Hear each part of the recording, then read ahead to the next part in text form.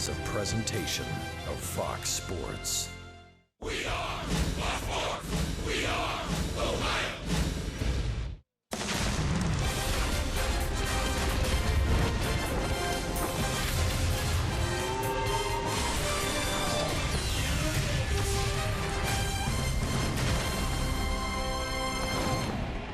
It is a picture-perfect weather night for baseball in downtown Cincinnati. We welcome you to the Great American Ballpark. The first of just a two-game set. Interleague play, the Texas Rangers, leaders in the American League West, in to take on the Redlegs. Hi again, everybody. Alongside Chris Welsh and Jim Day, I'm Tom Brenneman. Welcome, as always, to Reds Baseball on Fox Sports Ohio. Rangers are the best team in the American League West. How are they doing it? Well, you know, that's a mystery, I think, Tom, because if you look at the Rangers at first glance, you say, well, first team in the West. They're a few games ahead of their competition. They're winning ball games, no problem. 21 games over 500. But when you start looking at all the numbers inside, you realize maybe there's luck factor right here. They are very, very good with one-run ball games, 27-8 to be exact. They've beaten up on teams in the National League very well when they go 10-4 in those contests. So we'll see if the Rangers are really as good as advertised, because the Reds are playing pretty good baseball right now. Let's take a look at the pitching matchup. You have Straley pitching so well for the Reds. More on that in a moment. Derek Holland comes off the disabled list. He grew up the road in Newark, Ohio. And we see Yu Darvish tomorrow night against Adelman. But let's talk about Dan Straley, the starter tonight. He's on quite a run. Well, he is on quite a run. Since the All-Star break, the guy's control has been impeccable. And that was the one problem that he had at the beginning of the year. He really didn't believe in his stuff, but now he does, and the results are in. 5-0 since that time, 2.2 earned run average, has not walked the batter in the last 22 innings. And the guy just is going out there and making it look awfully easy. He doesn't get ground balls. He gets pop-ups, plenty of them. And it's an awful easy way for Dan Straley. Now, the one problem about Straley, once you see him 2 or 3 times in the order, hitters begin to zone in a little bit. But by that time, you're in the 6th inning. Shift gears over to the offense. Jose Peraza's been up and down a couple of times this year, but not at any point in time was he playing regularly. How long that will last these days remains to be seen. What we do know is he's showing us what we thought we might see when he played. Well, the Reds really liked him. When he was with the Atlanta Braves, they liked him. When he was with the Dodgers, they liked him. So much so that he was included in the trade to send away Todd Frazier.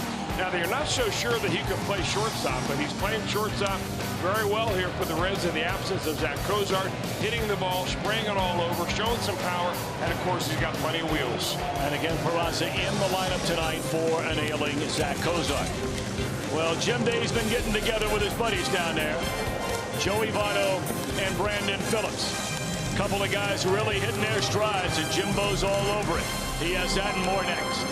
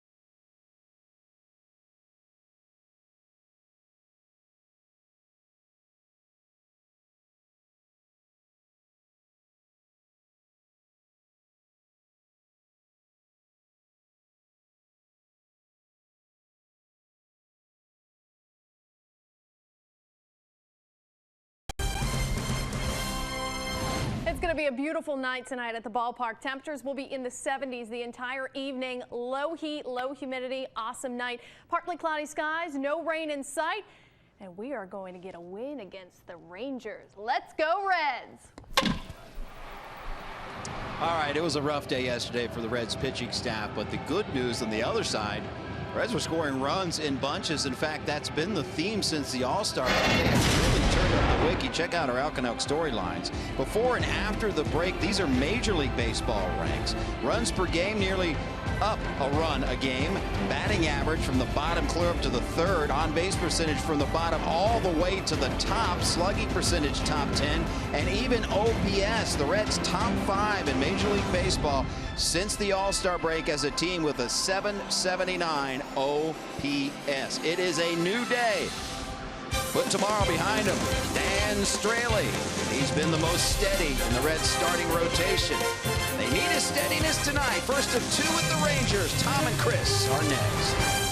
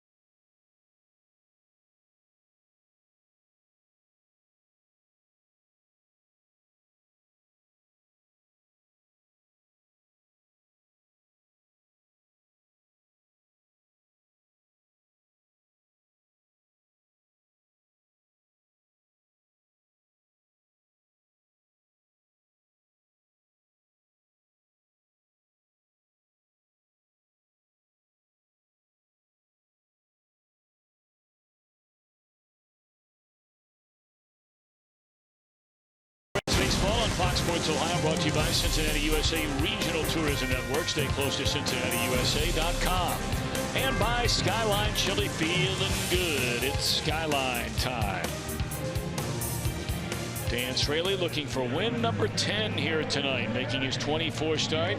Pitched in 3 games out of the bullpen early in the year. And here's a lineup. Second-year manager Jeff Bannister led the Rangers to a divisional championship as a rookie manager a year ago.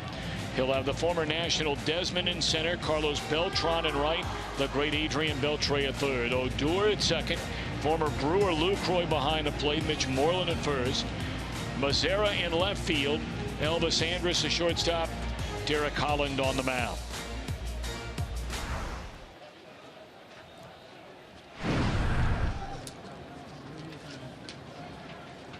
League batting .217 against Straley. That's among the top 5 in the National League. And he starts Ian Desmond off with a strike, and we're underway. Desmond, the former National, signed to a 1-year contract and having a good year. .292 hitter, 20 home runs, 74 batted in, 25 doubles, closing in on 20 steals. A lot of those power numbers have dropped here of late. He's not had an extra base hit, despite the fact that he comes in with a 7-game hitting streak in his last 20 games.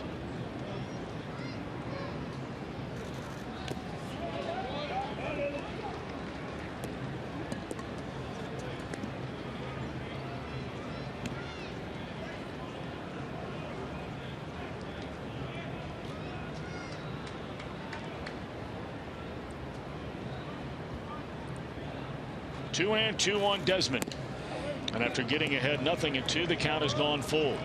Desmond has been around a while. He's had parts of 8 years, mostly as a starter in the major leagues, two-time All-Star, but he's become the poster boy of what a lot of people said the reason why you should give a player a one-year deal. He is on exactly that, a one-year deal here with Texas, even though he turned down a multi-year deal a couple of years ago from the Washington Nationals. He's having a tremendous year. He became an All-Star this year, batting .292, his highest batting average ever, when no one else wanted him. So it's kind of interesting what those one-year deals will do to a player as far as motivation goes. Although I imagine at the end of the season, if Texas doesn't sign him, there will be other teams that will be interested in signing Desmond to a longer-term contract. Well, these next two guys in the Texas lineup are two guys that one day are on their way to the Baseball Hall of Fame, and it begins with Carlos Beltran. Came over in a deal, of course, from the New York Yankees. And tonight playing in his 19th game as a Ranger. He's hitless in his last 16 at-bats, but what a career he has had. Over 1,500 runs batted in. Third most among switch hitters all time. And he has the 6th most home runs with 416 among active players. Among switch hitters, only behind Mickey Mantle, Eddie Murray, and Chipper Jones.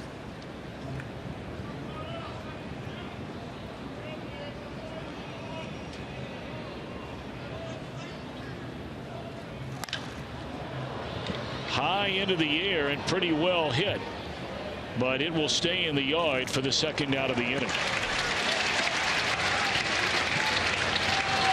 Take a look at the Reds defense presented by Ford.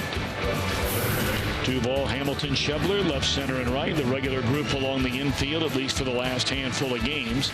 And Tucker Barnhart hanging the signs for Dan Straley. And here comes Adrian Beltre.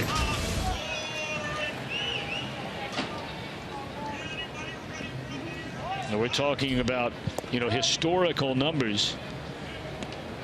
Only 2 third basemen have more 20-plus home run seasons in the history of the game than the 12 put up by Beltre. And they are Eddie Matthews and Mike Schmidt. Closing in on 600 career doubles, over 1,000 extra base hits. He'll reach 3,000 hits by next year, Chris, and closing in on 1,600 career runs batted in. And you haven't talked about really maybe the most important part about his game, which is his defense. Really unparalleled as far as defensive play over a long period of time by third basemen in Major League Baseball.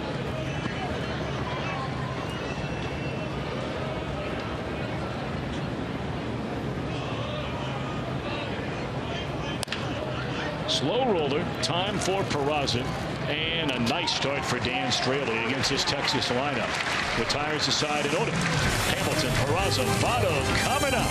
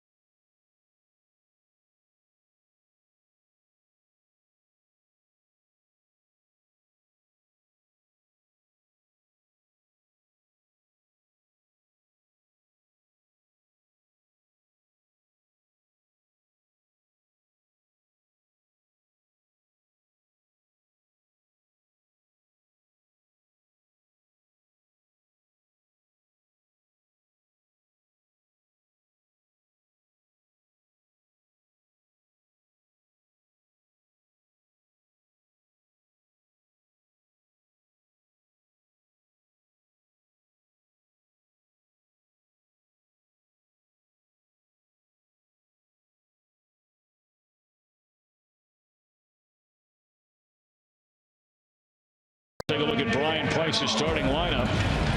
Hot hitting Cincinnati Reds. Billy Hamilton, Jose Peraza, and Joey Votto. Adam Duvall, Brandon Phillips, and Shebluth to start out in right. Suarez, Barnhart, Straley.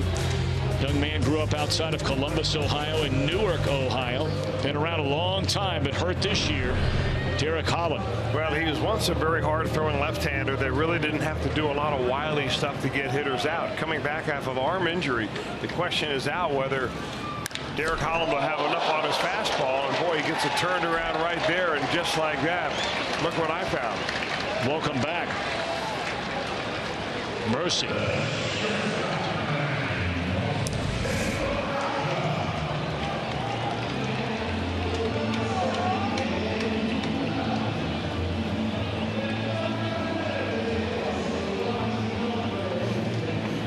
That was on him even in slow motion.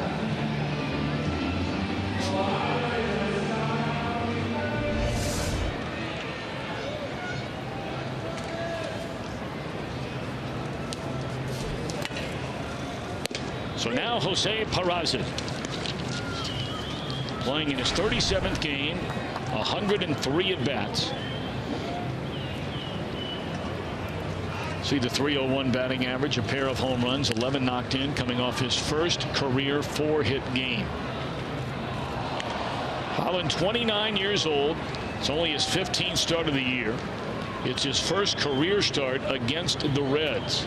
As Chris mentioned, he's been on the DL since the 3rd week of June with left shoulder inflammation. And a couple of well-struck balls by the Reds to start this game. Peraza continues his hitting.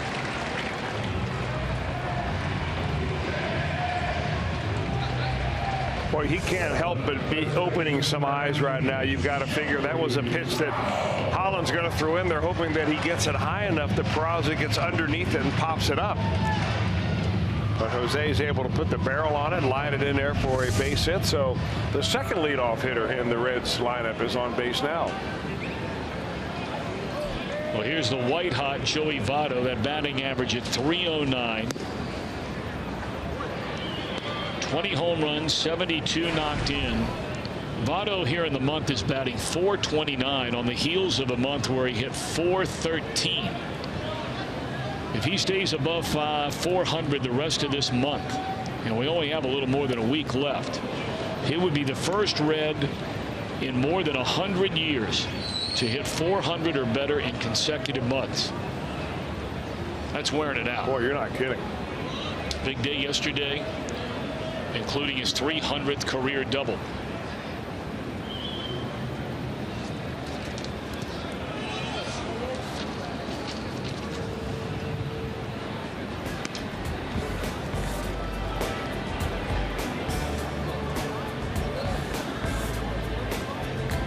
And that was the 2-base hit for number 300 in his career.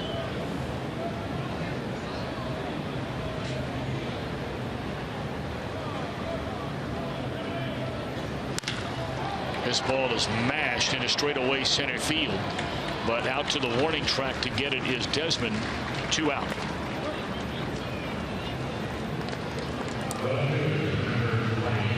Let's take a look at the Rangers on defense, presented by Ford. Desmond, a converted infielder. In fact, this year alone, he's gone from left field to center field.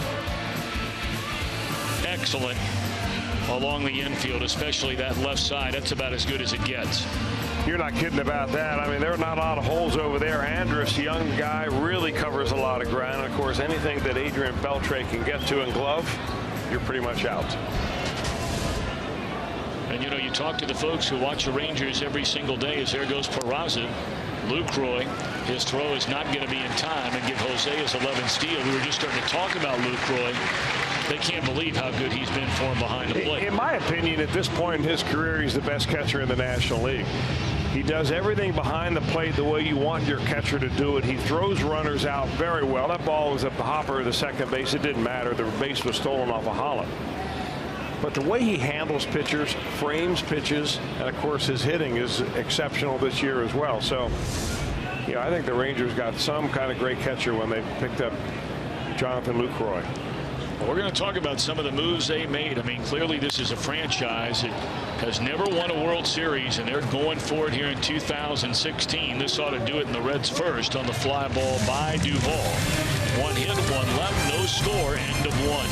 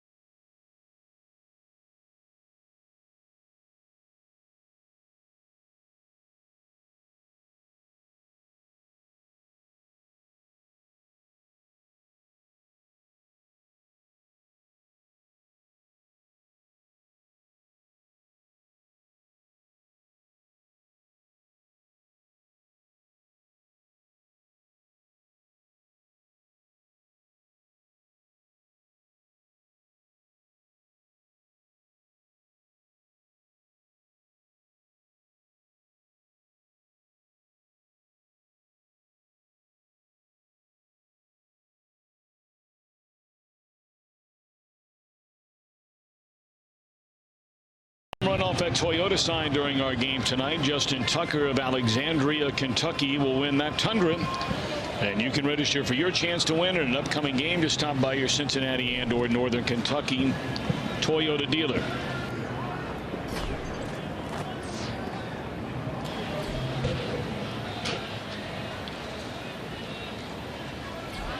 Odor to start things here in the Texas second inning, to be followed by Jonathan Lucroy and then Mitch Moreland. I can't remember ever seeing, and perhaps you might, Chris, Odor bats cleanup in this very powerful Rangers lineup, yet he leads the American League in bunt hits. Swinging away here and into the glove of Schebler, one away. Oh, the times are changing, aren't they? I think the more you see baseball become a little bit more refined based on what you see, what numbers you can run, how players fit into the mix of their own lineup. And I think a lot of those old standards you're going to throw right out the window. In even a few more years, you're going to see more and more common to have an unusual looking lineup by today's standards, and certainly by, say, standards of 2000. You know, the Rangers traditionally have always been one of those teams that, you know, they sit back and wait around for the 3-run home run and that kind of thing. But, you know, when they built that club that went to the World Series, and don't get me wrong, they're still hitting home runs. They've hit the 6th most in the league. So, I mean, it's not built on the long ball, but they've had enough of them. More than most. But they don't have a real high on base percentage. They're less than the middle of the pack. Their batting average is pretty good, 5th, the 6th most runs, and they like the stolen base game.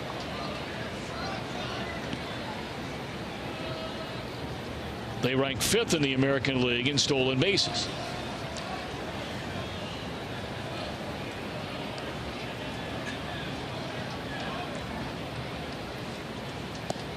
But again, I think, Tom, what we covered in the very first part of our open, where we showed that the Rangers were atop the National League West, and they're, 73 and 52 wins and losses.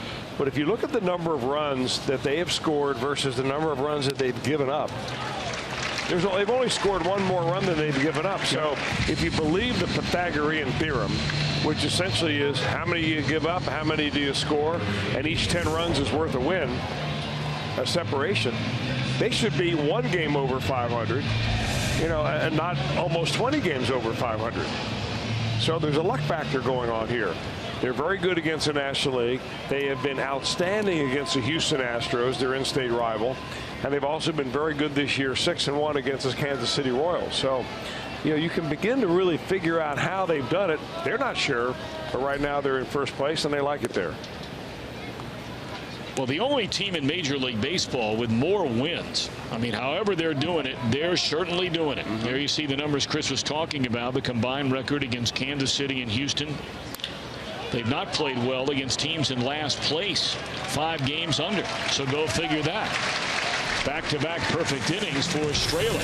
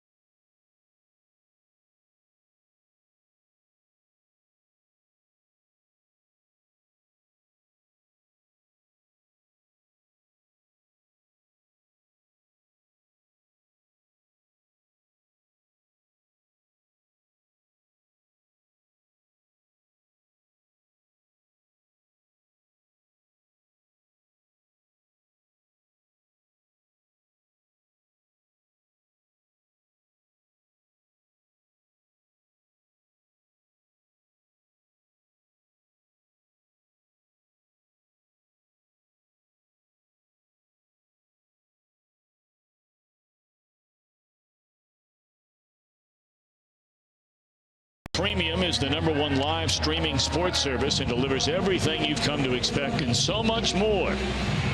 Visit MLB.tv for details. Bottom of the second inning, the first of a quick 2-game series. Reds have already been down to Arlington this year and split a 2-gamer. Scoreless here in the bottom of the second inning. Brandon Phillips to lead off against Derek Holland and a fastball, strike 1. Holland, up until the last couple of years, was putting together a real nice career as a Ranger. I mean, all time in the history of the Texas franchise, he has the 5th most shutouts, the 7th most strikeouts, and the 9th most wins. He has the 8th most starts. He used to throw very, very hard and trying to get back to that point again after a sore shoulder.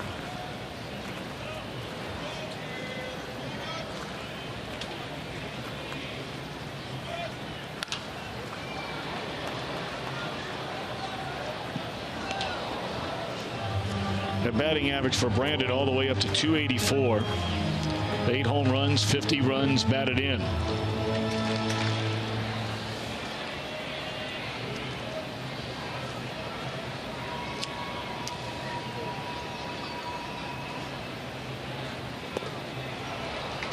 First strikeout of the night for Holland. Pretty nice looking off-speed pitch right there. I couldn't tell whether it was a changeup or a slider. Went down and into Brandon. Holland's best year was going back to when he was 24 years old, 2011, when he won 16 and lost 5. Led the league in shutouts that year at 4 of them. It's a slider. You can see the spin on that ball, kind of spinning like a football spiral. He's pitched 200 innings or nearly 200 innings 2 years. That year in 2011, then he surpassed that in 2013 when he threw 213 innings.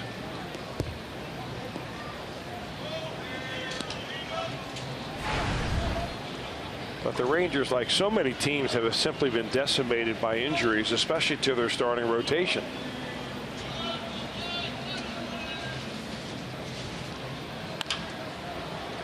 right into the defensive shift. That's the shortstop playing on the first base side of the second base bag. 2 outs. You know, there'll be a time when you won't say that any longer either. It'll be so common to see the shortstop on the second base side against left-handers that you'll just say, well, there's a ground ball to shortstop. It's going to be interesting. That's one of the that's one of the rumors really circulating around and about that. You know, if you want to do something about, you know, various rule changes and so on and so forth, maybe you can't do something about relief pitching, as has been talked about a little bit. But, you know, would Rob Manfred and company think about, as has been discussed, outlawing some of the shifting going on in baseball? It is very difficult to get an answer to what they're trying to figure out. Sure is. Because really what they're trying to do is they're trying to speed up games and inject more offense into games, both at the same time. So how do you do that? I don't know. Although offense is up this year compared to where it's been the last, what, 3 or 4 years when it's been on the decline. Strikeouts are way up. Yes. The other problem is, we've talked about this off the air, Tom, is that at the end of ball games, relief pitcher seems to be so good last 2 innings that there's not a lot of action going on. You're bringing in closers who are throwing 100 miles an hour. So there's not as many come from behind wins in the 9th inning as there used to be. Action, you know, in the 7th, 8th, and 9th inning, and people, you know, get bored after a couple hours. Well, they're noticing that more and more people are leaving games early for that very reason. It's just not the 9th inning.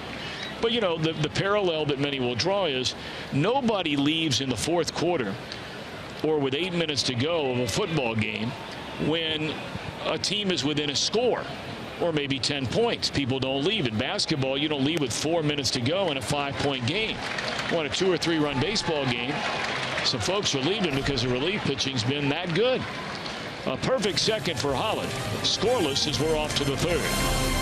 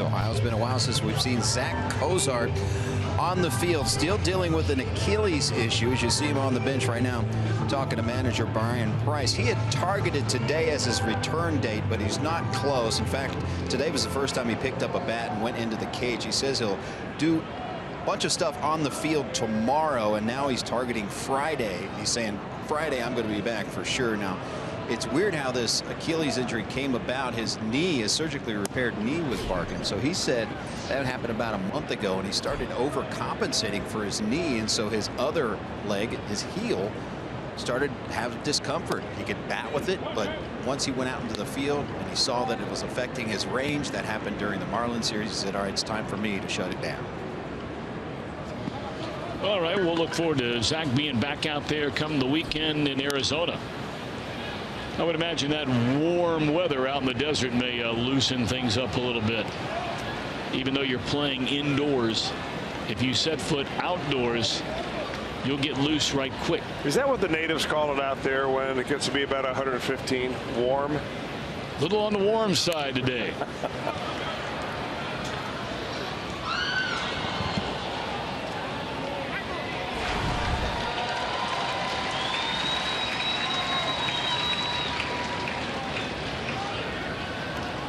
Nomar Mazara hooks one to the right side, sharply hit, but right at Brandon, and that's 7 up and 7 down for Dan Straley to start the game. Of course, the Rangers have seen plenty of Straley, having pitched for a number of years, Chris, in the American League, even inside the American League West. Yeah, 10 starts overall, actually, that he has pitched against the Rangers. Of course, there's been an influx of new players since the time that Straley was doing that. But they know his style, certainly. And if you know his style, it'll help you a little bit. But it comes down to execution of pitches. If he has good control of his pitches on a given night, he's just tough to work. He works you rather than the hitter working him. Well, here's a guy that's seen him a lot because he's been around a while too, and that's Elvis Andrus. 1 hit in 22 career at bats against Straley.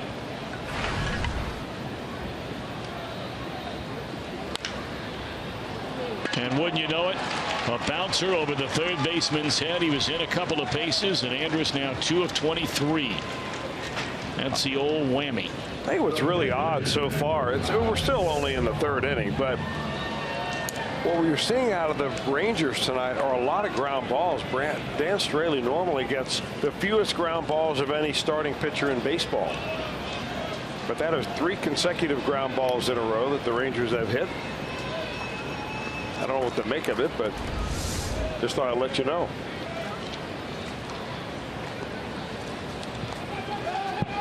Holland squares around a bunt, pulls the bat away, and takes a strike. Boy, that strike zone looks a lot different when you're standing in the batter's box than when you're standing on the pitching mound.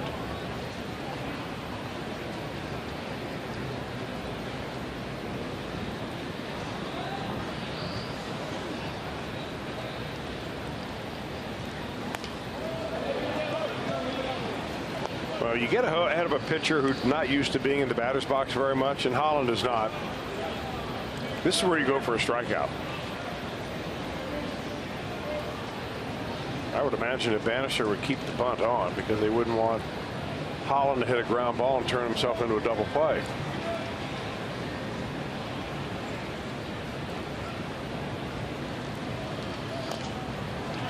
Well, he strikes out as he fouls away a strike 2 pitch, and that's strikeout number 2 for Straley, and 2 are out here in the 3rd. Not a good effort there by Holland.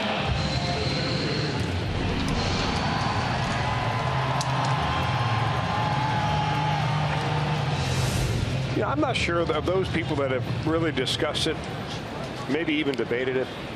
You know, you would think that when an interleague play game is in the American League home park, that the American League team would have the advantage because they have a DH.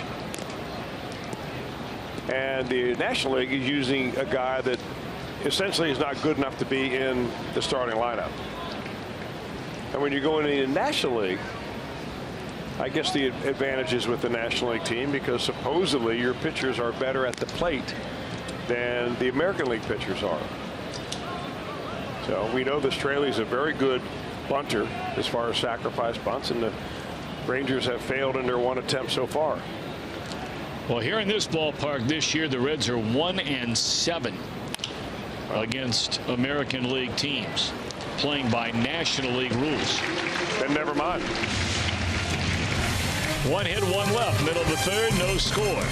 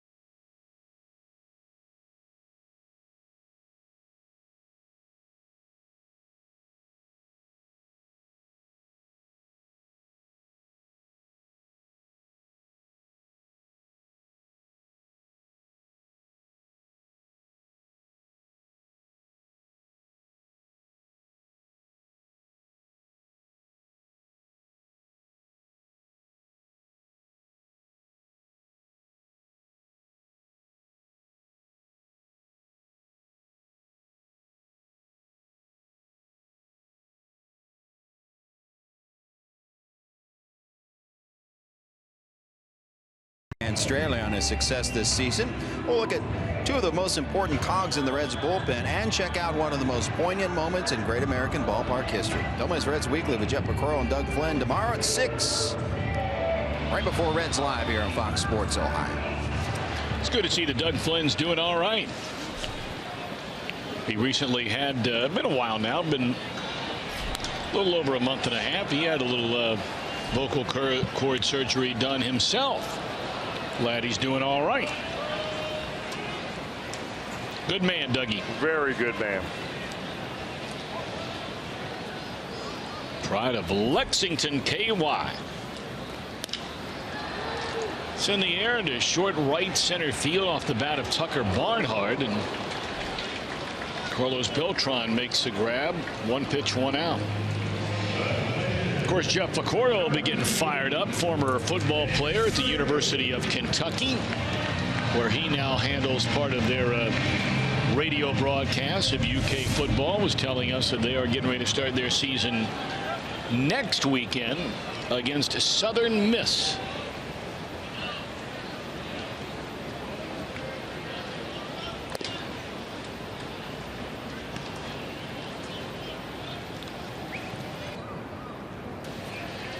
Straley is 0 for 39 as a batter so far this year.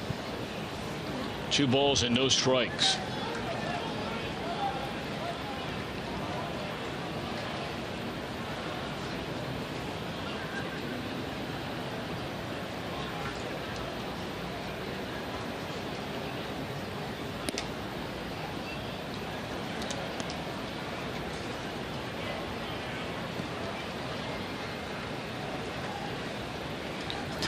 On the pitcher, taking all the way, and we'll see if he takes again or whether Chris at 3-1 count. He's going to be hacking to try and get hit number 1.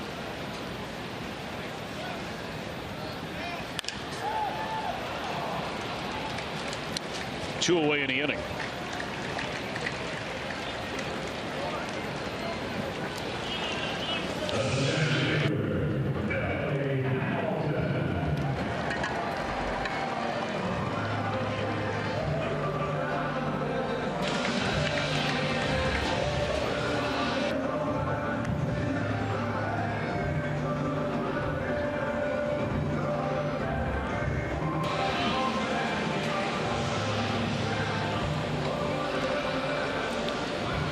So now Billy Hamilton, first pitch at Holland threw in the game. He had a laser right back at him to the glove side. A line drive that found the middle of Holland. He's just starting with a hook this time for a strike. Wonder if some of these Reds batters might be a little tired. I mean, the Reds gave up a ton yesterday, but Chris, they also collected a ton yesterday. They did. It was a long ball game, more than 4 hours worth of baseball.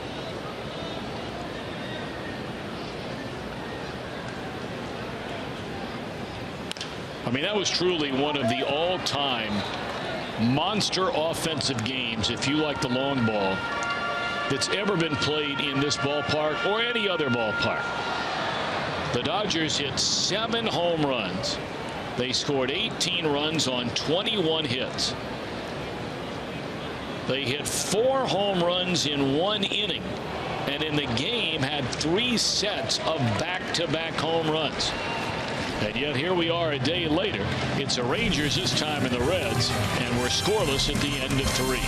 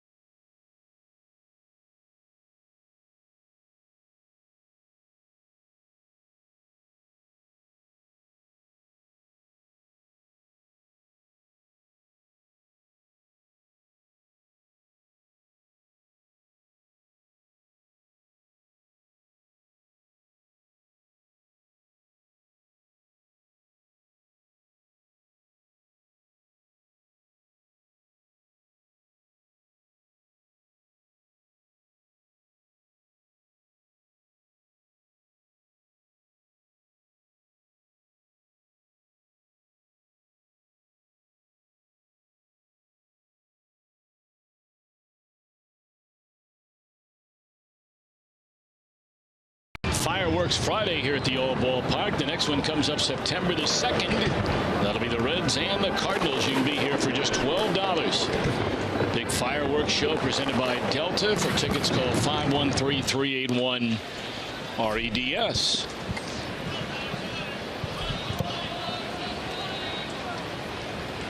Part of the order for the Rangers here, 2, 3, 4. It begins with Beltran, then Beltre, and then Odor.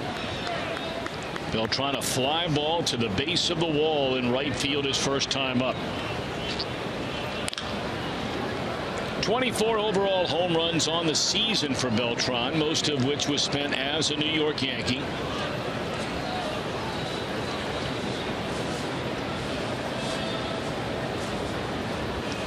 Man, with the Rangers busy at the trade deadline, and Beltran chases one up and away.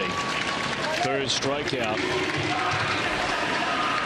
And really, the Rangers zeroed in on Milwaukee, Wisconsin. Not for Beltran. They went to Bronx to find him. Little slider by Dan Straley that just kind of never really breaks back over the plate. Just kind of takes off on him a little bit. A little backup slider is what you call that, and worked very well for him. But he is an expert at changing speeds. A little bit of this, a little bit of that. Interesting, really, as we mentioned it before last time he pitched it. When he was in spring training with the Astros, he was actually throwing in the low to mid 90s. He got up as high as 94, but he seems to be much more effective when his fastball is at 89. He's able to have better control of it, use his off-speed stuff more effectively. He's a guy that if you're a young pitcher sitting at home, not blessed with the best arm in your league, you can learn a lot by watching Dan Straley.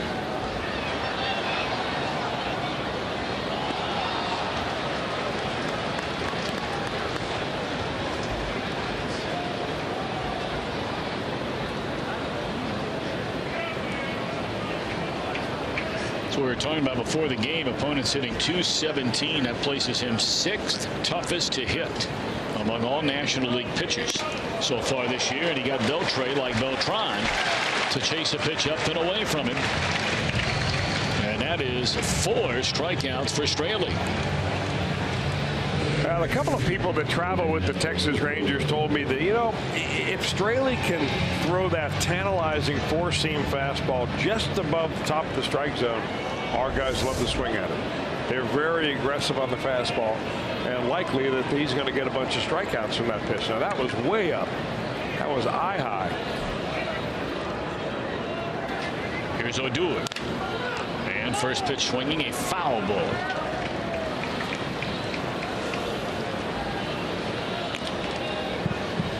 Odor, a left-handed batter, but possesses a vicious right hook. He was a young man, you may remember, very early in the year. You know, you go back to that playoff series last year between the Rangers and the Toronto Blue Jays, and the big, huge home run and the bat flip by Jose Bautista. Well, when these two teams played early in the year, Bautista went sliding in. The Rangers felt very late into second base. Rugned was the second baseman, took the hit from Bautista, and then when they got up, Bautista started walking towards Odor, and I mean to tell you, Odor, as he singles into right center field, he laid a right hook into Bautista that's probably about the most vicious punch we've seen in a baseball game in a long time. Yeah, that's certainly the most famous anyway, but it's not the first one that he's landed in a baseball game. He did that in the minor leagues, was always known for, you know, over a lot of baseball fights end up being pushing matches. Odor, well, beat Bautista to the punch. And here it comes.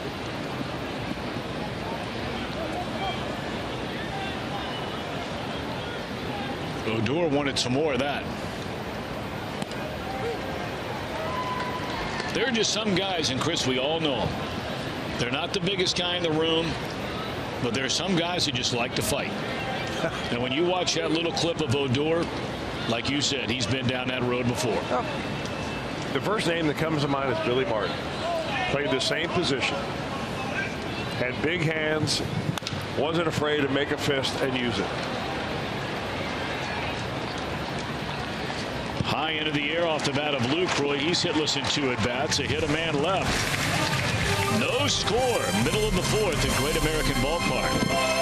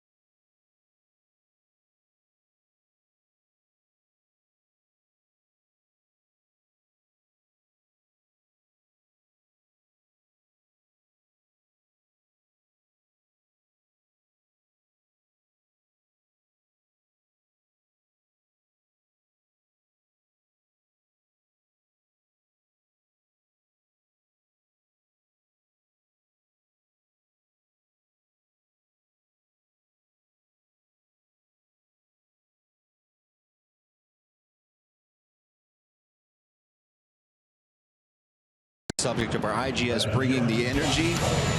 And on a nightly basis, you just check in on the numbers since the All-Star break, and they're ridiculous. .450 batting average, first in all of baseball. On-base percentage, first in all of baseball. Slugging percentage is 5th in baseball, 3rd in the National League.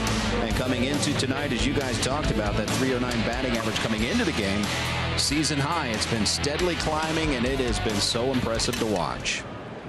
Well, I mean, you know, Jim, you're here each and every day, and obviously, you know, having a chance to spend all the time that you do around the players, and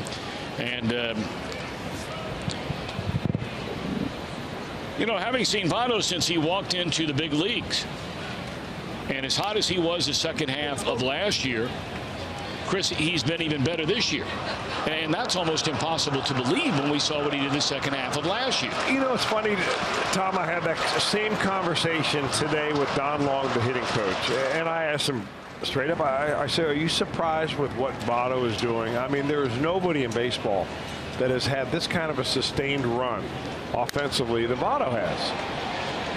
That ball driven a long way, but Desmond a good jump to take away an extra base hit from Peraza. And he told me very quickly, he said, you know, I'm not surprised only because of his process, of what he is really bought into as far as preparing every day. And yeah, you know, the bad results were bothering him early on, but he kept going down the same road, the same stuff. And eventually you figured he was going to find his way out of it. And I understand, Jim, I didn't mean to cut you off there. I know with your relationship with Joey Votto, you had something more to add to this story. Oh, he didn't cut me off at all. Actually, when he was struggling way back in the beginning of the season, one thing that he did that he took solace in is he went back and he looked up before the All-Star break and after the All-Star break of Willie Mays and Stan Musial at the same age that he is right now, 32, and as he just punches one into left field, and when you're going good, things like that fall in. And this is what he looked up. Musial before the break, 304. Now, when he really looked at Willie Mays, at 32 years of age, hit 271 before the break and then 362. So he looked at these two great players and thought to himself, all right, I'm 32. I am certainly not over the hill. These guys did it. I can do it. A couple of pretty good guys to take a look at. Boy, very interesting.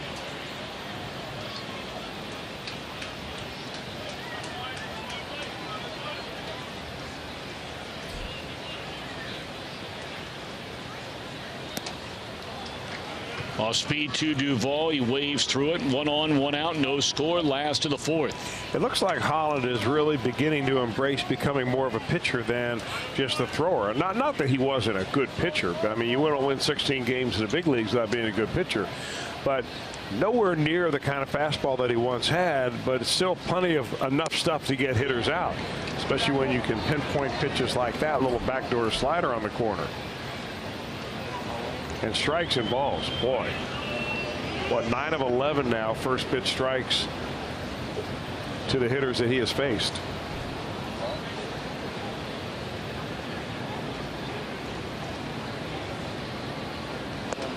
He looks a lot like Tom Browning when he comes in the stretch position, and then his delivery to the plate.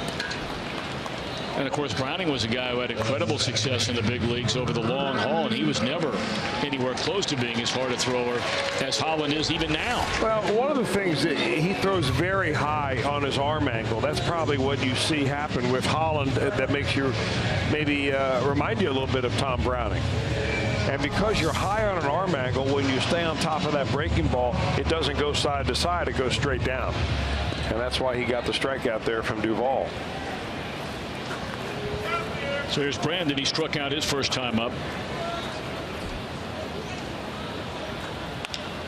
And this time pops it up. This is a long run for everybody. I don't think anybody's getting to it. Nope. Falls in, bounces by, and they're going to wave around Votto. He had slowed down and was going to stop, and now he's out by 15 feet. Billy Hatcher was telling Votto, go, go, go, and Votto had already slammed on the brakes at third base.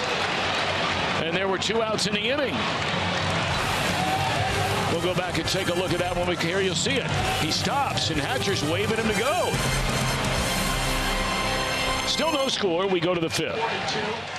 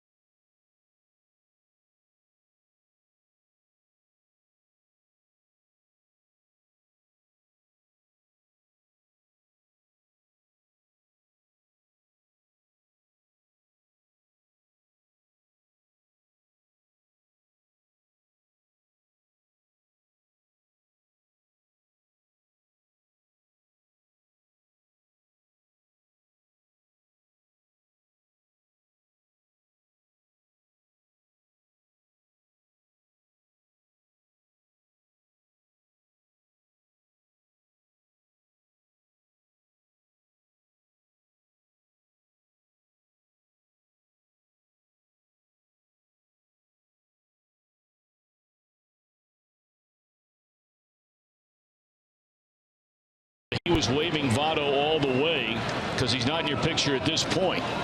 He is waving him now, but is it too late? I'm not sure it would have made a difference whether he had run hard the whole time or not. But I think you're going to put the pressure on the defense. You know, Billy Hatcher, look at the tempo of this game.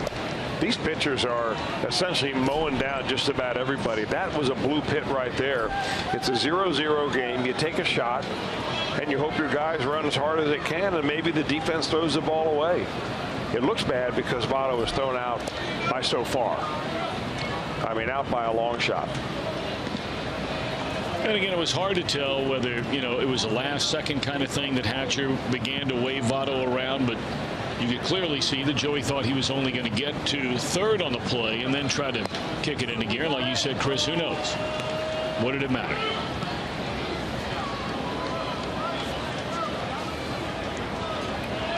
So we know it's still a scoreless game, and we know we're in the top of the 5th inning. Mitch Moreland. Count of 1 ball and 2 strikes as he fouls it off to the third base side. He bounced out to Votto. His first time up. Reds with 3 hits. Rangers with a pair. And each team has left 2 on base.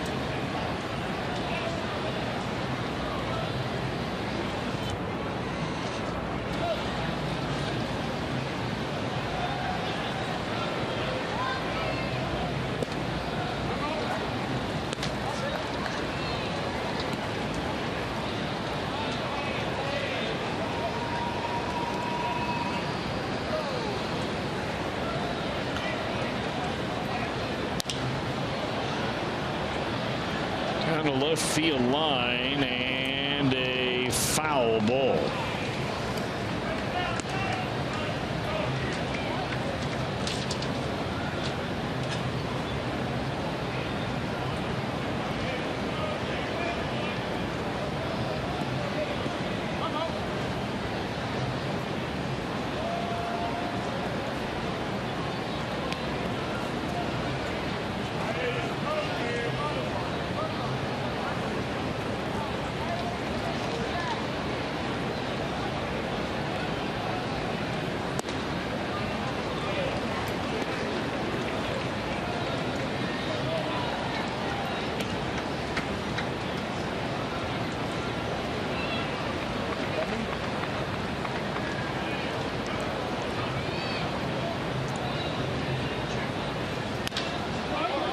Extended at bat here from Moreland.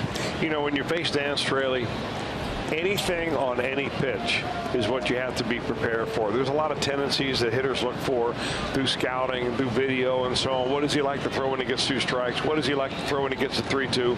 With Straley, it's 1 of 5 pitches, so you better be ready.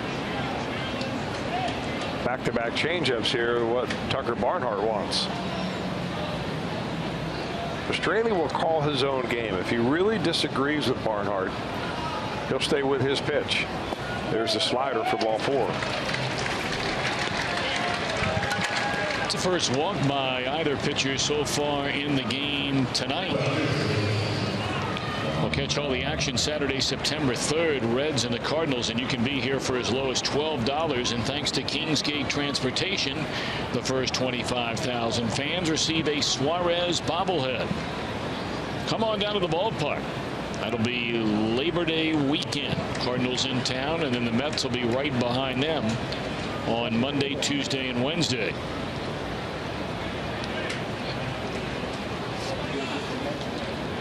Leadoff man aboard. First time that's been the story in any inning for either team tonight. Driven a long way into left center. Duvall gets twisted one way, corrects himself, and takes care of Nomar Mazara.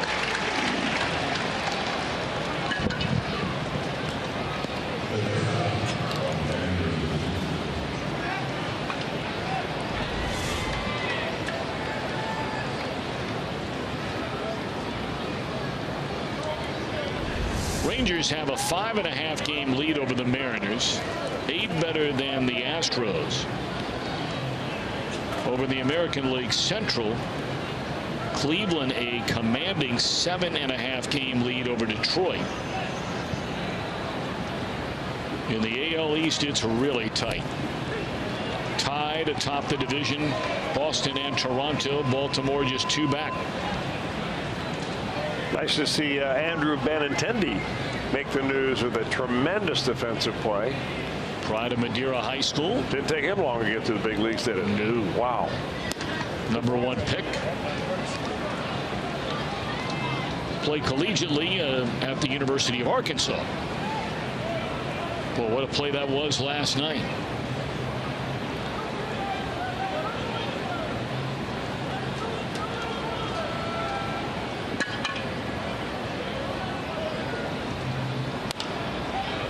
I mean, he's a Cincinnati kind of kid. He is just a gamer.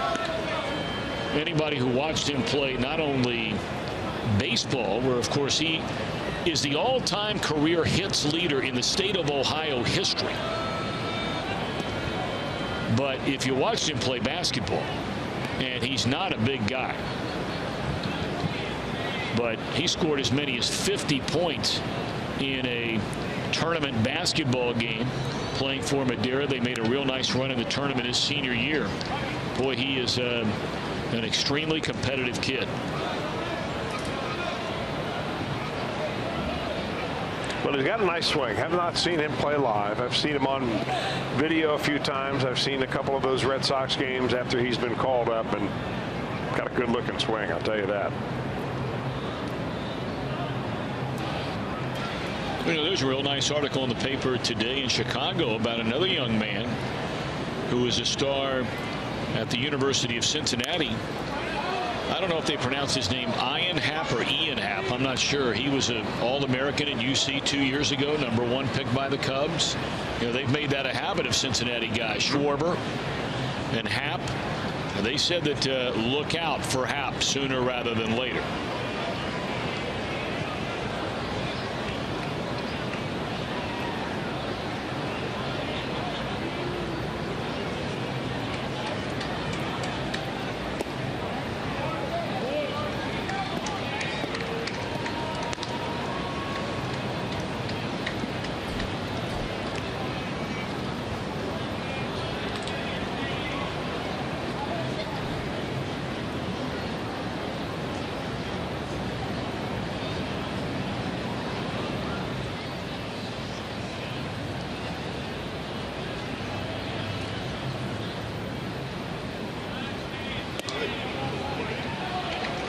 Three and two on Elvis Andrus.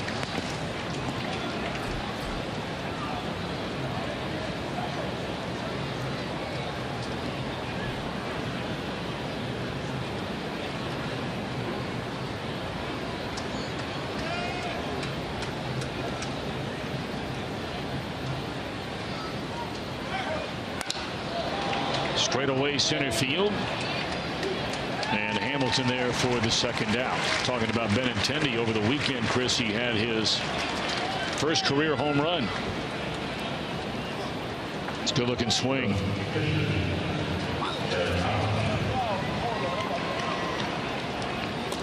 And the next half inning, we will bring you that catch that Chris referred to that he made yesterday.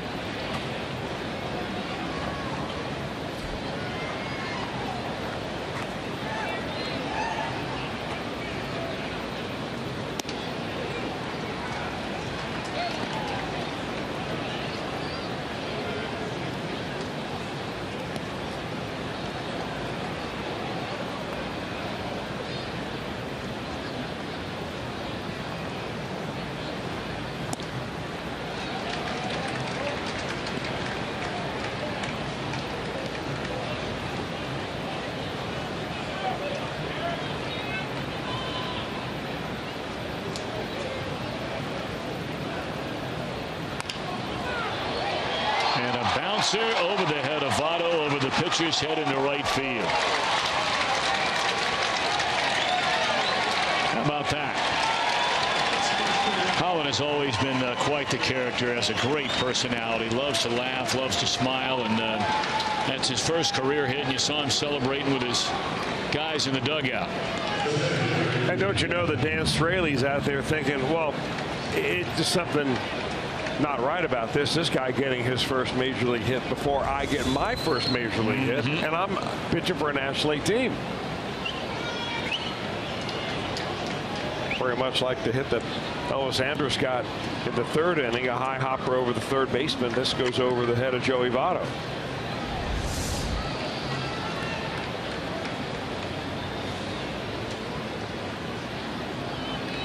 It's a big out right here for Straley after the pitcher gets his first career hit.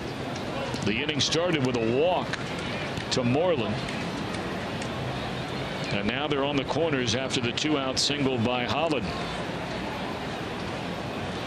Desmond has popped the Votto and bounced out to the shortstop into a fielder's choice.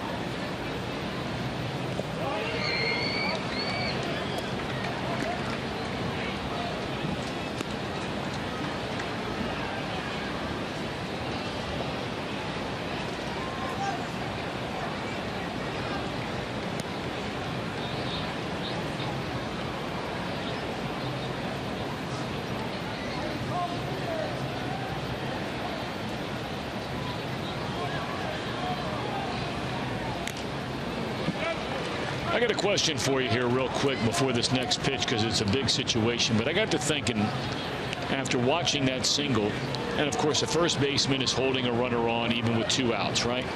Yeah.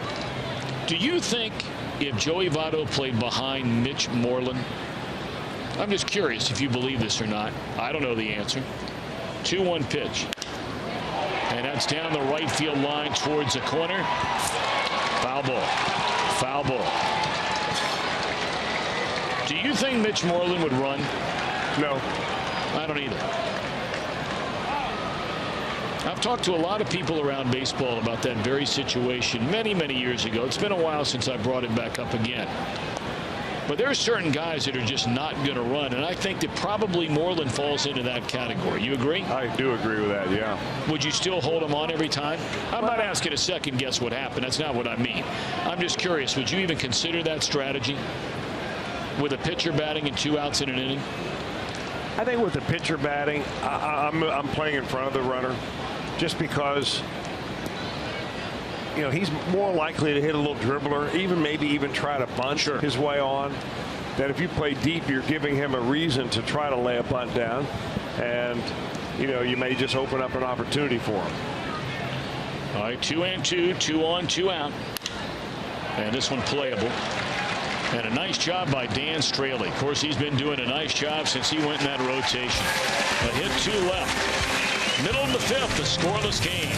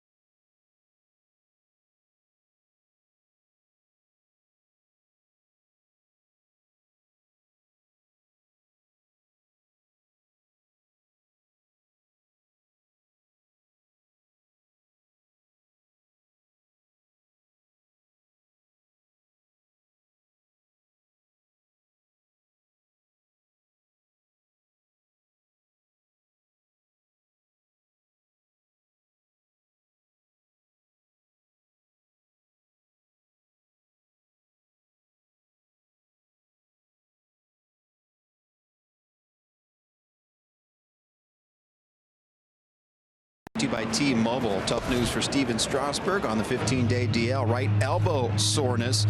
And you guys talked about him. Madeira's own Andrew Benintendi is taking Beantown by storm. Those are his numbers in 19 games. You showed the home run. Let's show you this catch last night. One of the best you'll ever see. Steven Souza Jr. of the Tampa Bay Rays thought he's had a sure home run in that low-walled corner, but look at Benintendi going up over the wall and managed to keep himself in play.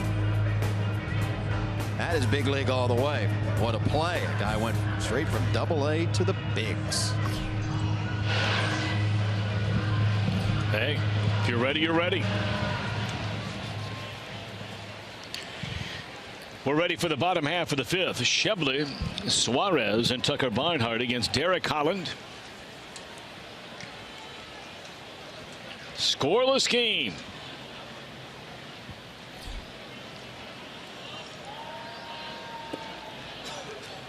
A couple of other interleague series tonight. Defending world champion Royals are in Miami to take on the Marlins. Astros are in Pittsburgh. There's a tapper again to the shortstop. Second time Schebler's done that against a shift.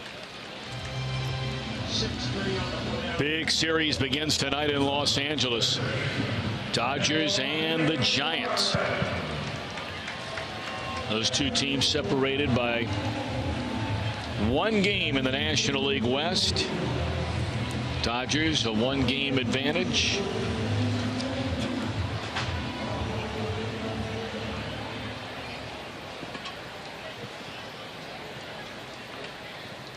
That's Madison Bumgarner. Maeda will start it for the Dodgers. Johnny Cueto tomorrow night, going for his 15th win of the year. Who do you like between those two teams going? I like the Giants. Do you? What about you?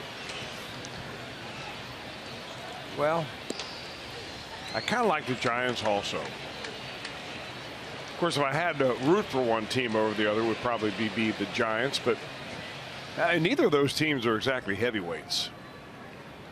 And both have just been wrecked by injuries. We talked about the Dodgers have already set an all-time National League record for most players put on the disabled list in a single season. The Giants have had so many of their important players that have gone on the DL. They've been playing with a lot of guys that, quite honestly, should be playing in AAA. That ball hooked foul. So, you know, it might just be a case of attrition, you know, by the time you get to the beginning of October, because the regular season stretches into that first Sunday in October this year.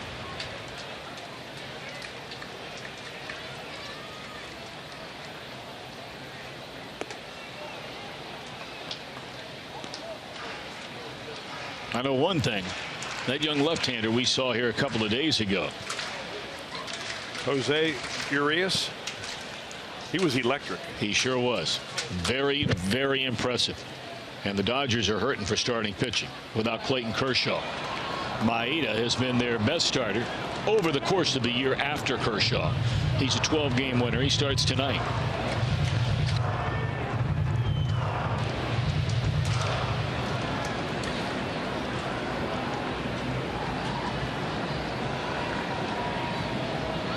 Three-2 on Suarez.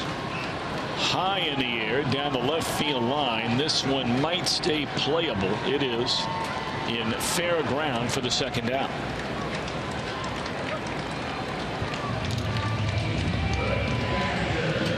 Well, the Rangers just have to be ecstatic so far by what they're getting from Derek Holland. I mean, you talk to the people who watch his team and you ask them the question, how do the Rangers stack up with all the other top teams in the American League? You know, Boston having a good year, Toronto, Baltimore, Cleveland, only one fewer win than the Rangers. 72 wins for Cleveland, 73 for Texas. Soft liner, and that'll end the inning. We'll talk about those two teams and, you know, a potential matchup in an LCS.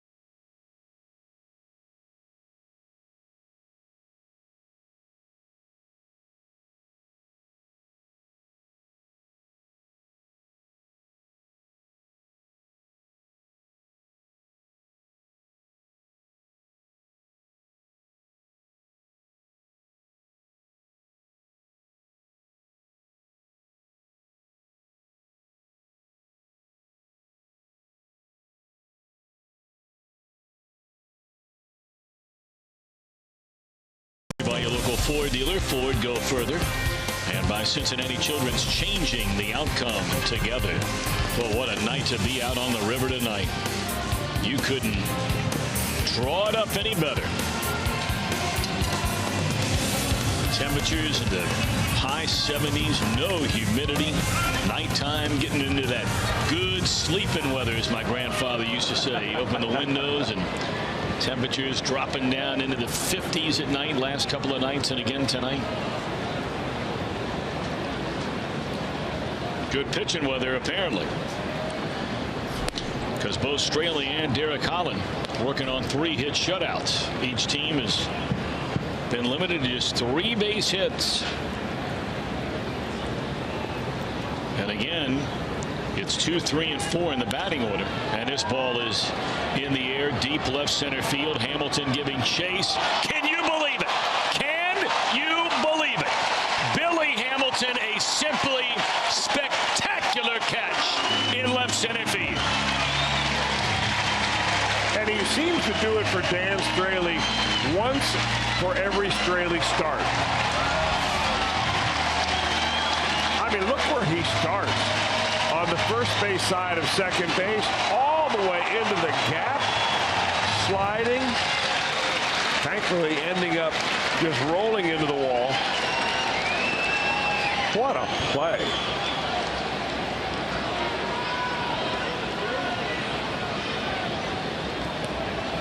Well, Straley has said on a number of occasions, and you're right, Chris, it seems like one of those plays every time he starts. He said he's never seen anybody like the guy.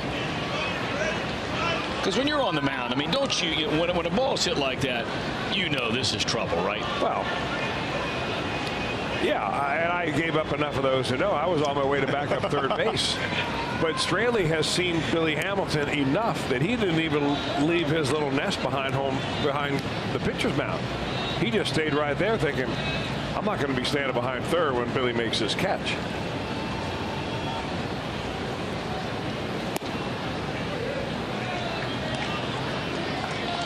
I mean, Hamilton has to win the Gold Glove this year as an outfielder. There is just simply no one.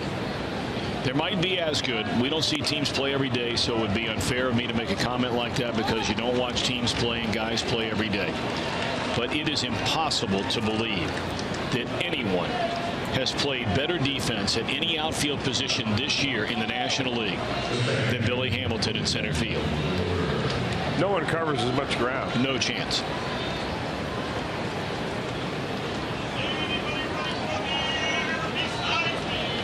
Wow. What's extraordinary about Hamilton, of course, plays like that.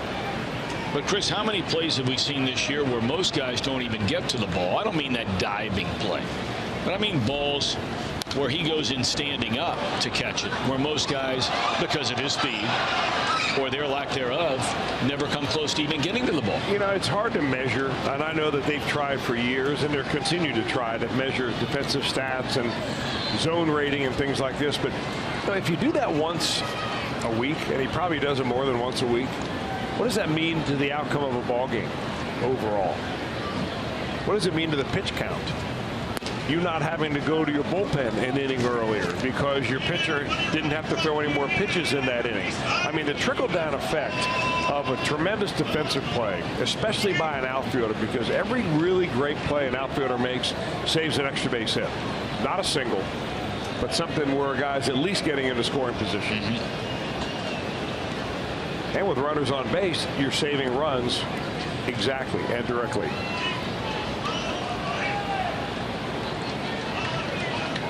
Second walk of the game given up by Straley, and now it's Odor.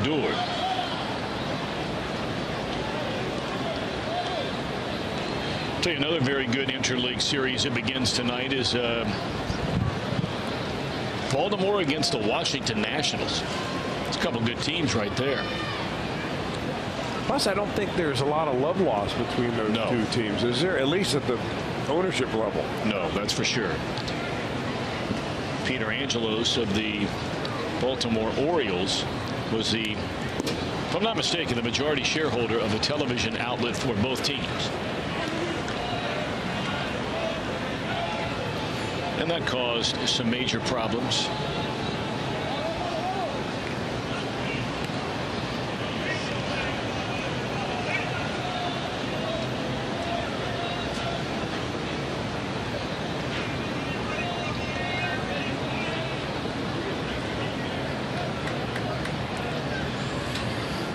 1 ball, 2 strikes on Odor. And he's gone swinging. 5 of them for Straley, 2 out. He never did get that fastball that he was looking for. He ends up going down on, I think, a slider at 83 miles an hour.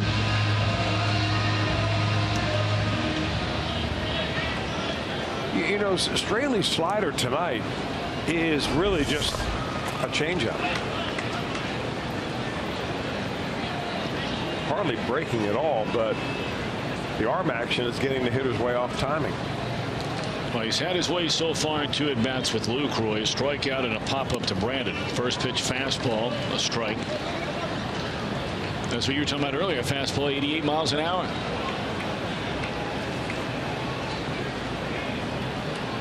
Lucroy's always had tremendous success against the Reds through his career. All of that done, of course, wearing a Brewers uniform.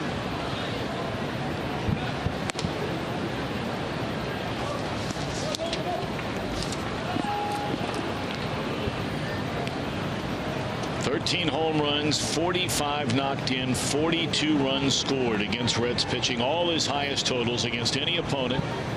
In fact, the 13 home runs are nearly double his total against any other club. 7 against the Cubs and now the Astros.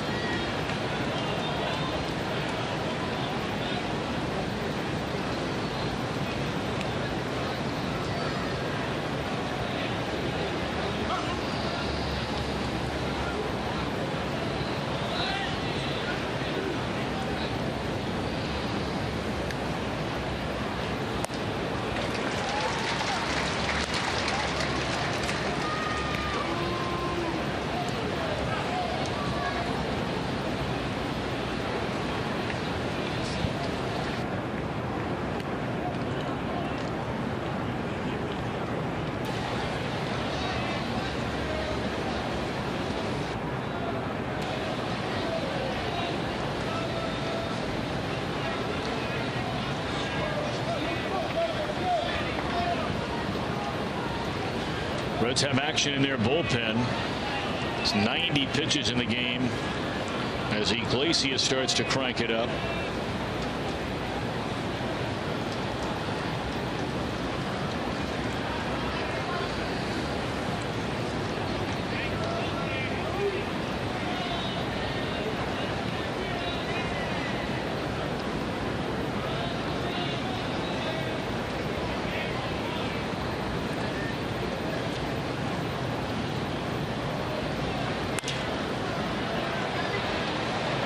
Joey, a long way to go.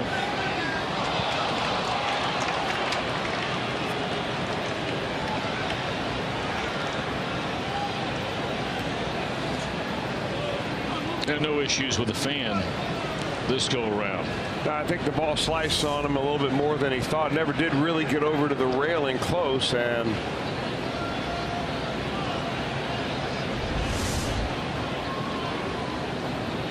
for those of you that don't remember the situation, a fan tried to catch a foul ball similar where Votto had a better read on it on the last homestand, and fan was wearing a Reds t-shirt, and as if to say, you know, who you're rooting for, Votto sort of grabbed his t-shirt as he walked away, frustrated, angry that the fan would try and catch it. And then Votto later would autograph a baseball for the fan and would talk to him later and apologized, said he was in the wrong. You know, as it turns out, that fan is a huge Reds fan and an annual fantasy camper. I mean, he's down there every year. So Joey can see him down in Goodyear next spring. Joey going to fantasy camp? No, he's down there probably plenty ahead of everybody else about the time when the fantasy campers show. 2 and 2. Well, those fantasy campers would love to have. I mean, really, why did I even answer that question? Well, you know, the only reason I bring it up is because there was a time when I was in Arizona where a couple of the current players, because of when you had it, like you were talking about, like for one day, maybe for a couple of hours, some of the current players would pop over there and just have a little fun with some of the campers. I know most of the time that's not standard operating procedure. But like you said, Votto is one of the early arrivals, and you never know. Maybe he'll come this year.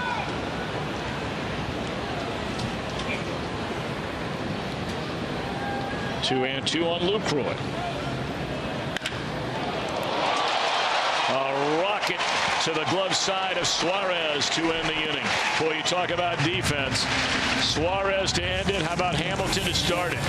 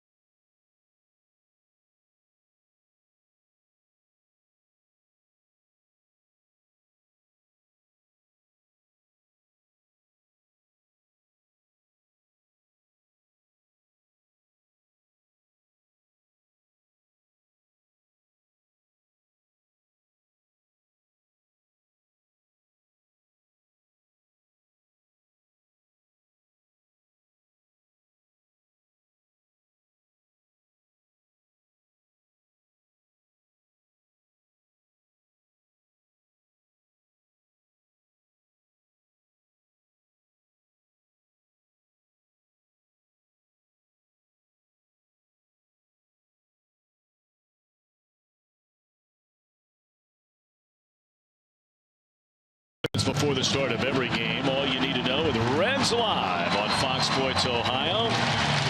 It's presented by Ray St. Clair Roofing. See the matchup tomorrow. Boy, Yu Darvish coming all the way back from Tommy John surgery and throwing the ball like Yu Darvish. You would expect him to.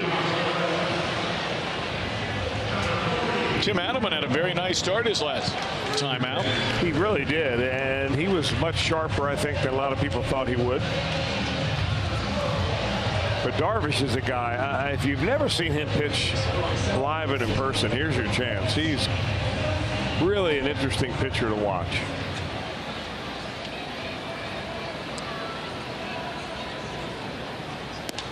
Well, the night is over for Dan Straley.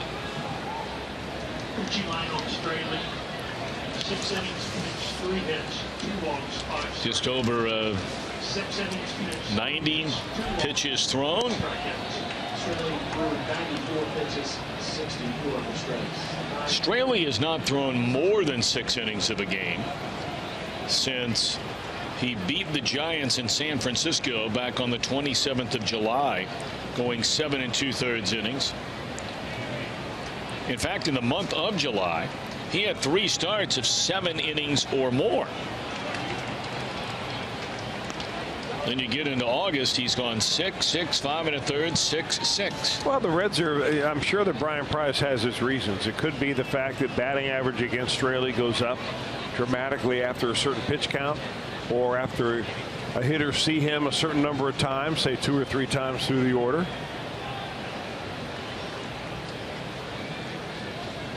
I would think, though, after a day after giving up 18 runs, your bullpen could use a day off.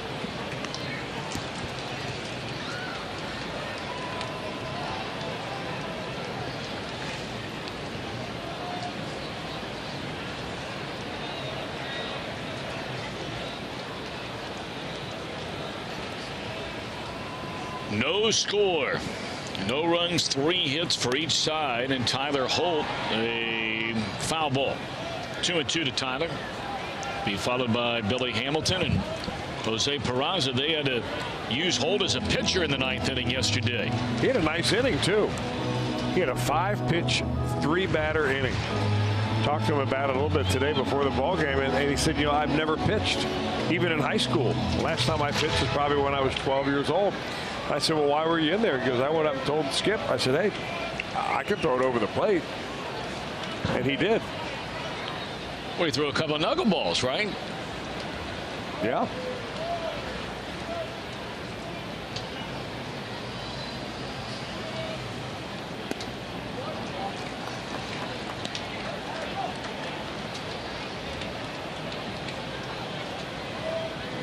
We'll show you some of that pitching from Holt here in a moment.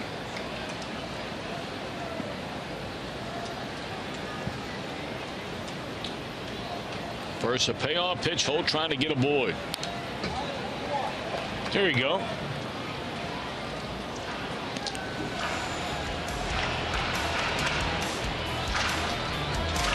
A 1-2-3 ninth inning.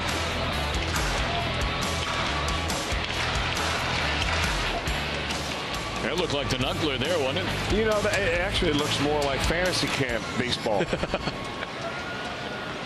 Maybe they should take a look at some of those guys down there.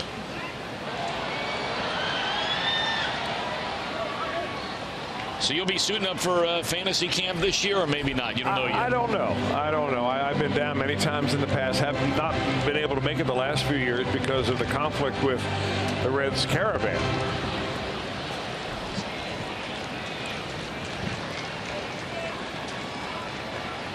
Is that the leg of the caravan that goes to Maui? There are some Reds fans in Maui. You can't leave any of them ignored. Here's ball 4. Or Kona. Or Kona.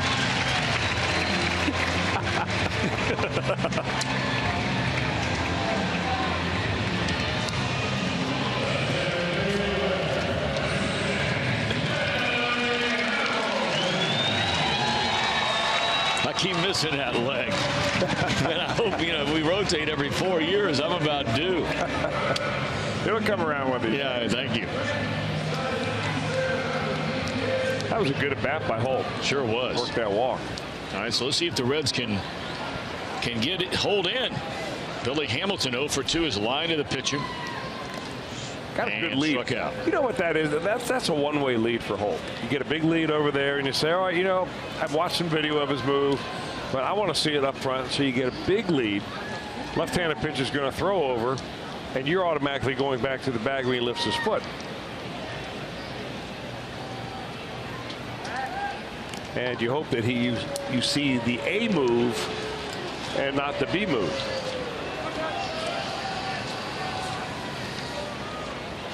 Most seasoned left-handers have a good one and a bad one. They show you the bad one a couple of times, and then they break the good one out on you. Billy pushes that bunt, and the throw is in, not in time. Late to the trigger. Wow. And Iasagna, and I'm sure they're going to say, hold on a minute. Bannister has already put his hand up in the air and said he'll wait on Steve Buechele, who's on the horn with their video director. So the video guy is Bobby Jones, an old teammate of mine that has been in the Ranger organization for a long, long time, like almost 50 years. They're going to ask to take a look at it. You know what happens on a play like this? And they'll call the crew chief over and the umpire that made the call. Iasogna's got this all figured out, that he's going to be out. But where that throw is, Billy actually gains on the ball at the very end of this play. And they may have gotten him just by a hair. Only because it looked like Billy landed on the base with his heel rather than his toe.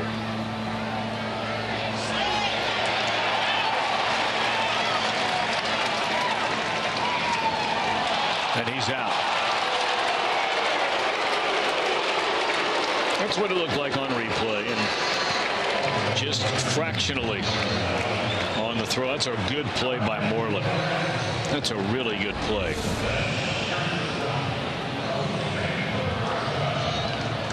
I think Iasogna was all set to call him out, and then saw Billy with that burst of speed at the end and change his mind. Interestingly enough, throughout the whole review, Billy wasn't even on the bases in the dugout. 3-4. Sacrifice. Now he's given a sacrifice there, advancing Holt into scoring position. It's the third time the Reds have had a runner at second base in the game tonight. Let's see if Peraza can get him in.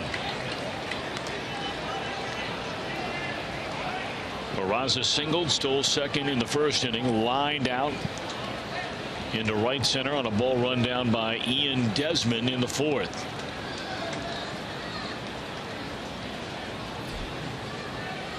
No score in the game. We're in the last of the sixth inning. You know, you saw Steve Buechele there a moment ago.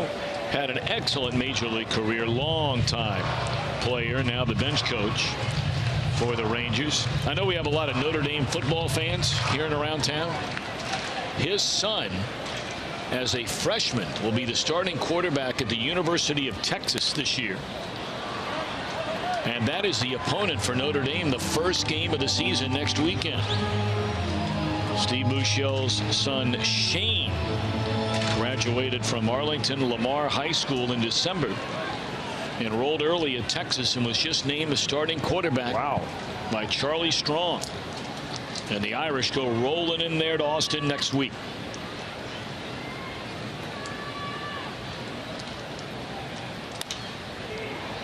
In the air. And the left fielder Mazzara the call on the catch, 2 away.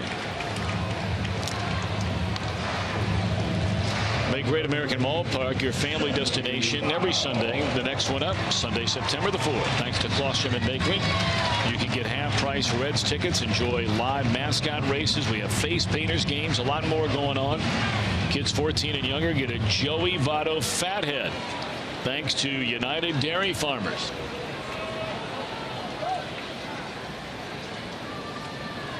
And here is Joey Votto. His line to center and looped a single into left field.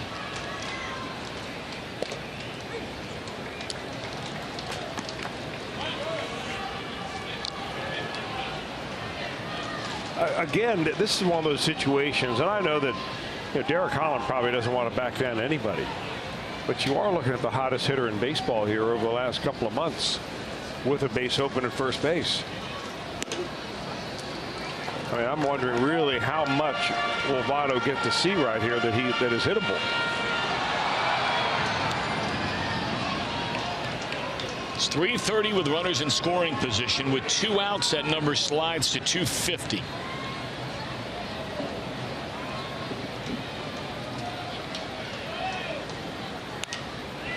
And now 1 ball and 2 strikes. He ran a fastball in on his hands at 92.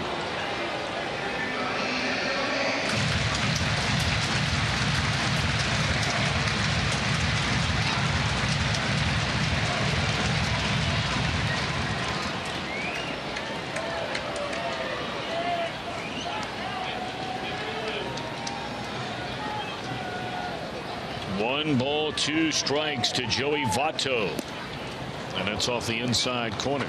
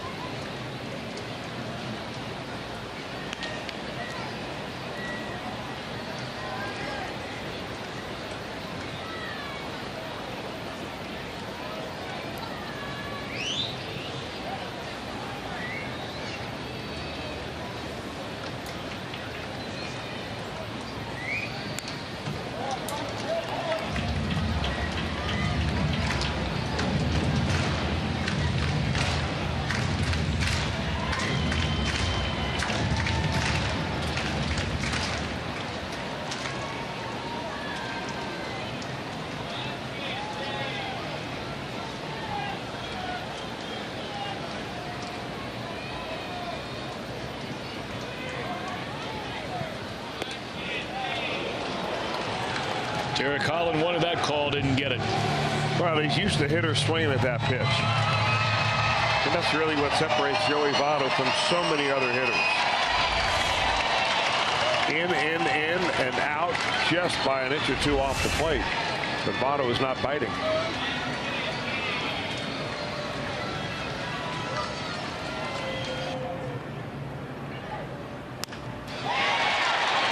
short right, base hit Votto. Here comes Holt. Here comes the throw. He is safe. And Votto with a big 2-out single to break this scoreless game.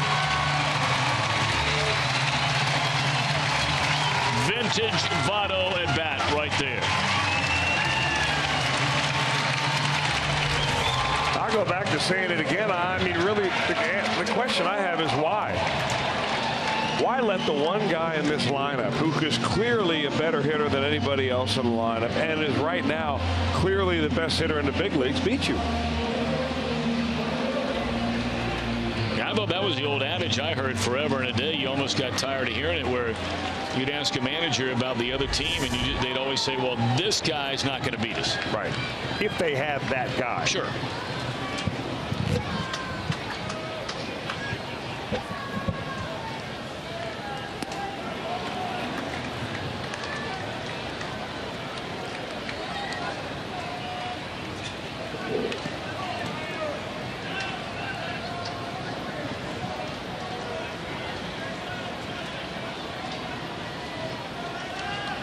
You talk about pitch efficiency tonight. Straley left with over 95 pitches in the game, over 6. That is only the 72nd pitch of this game for Derek Holland.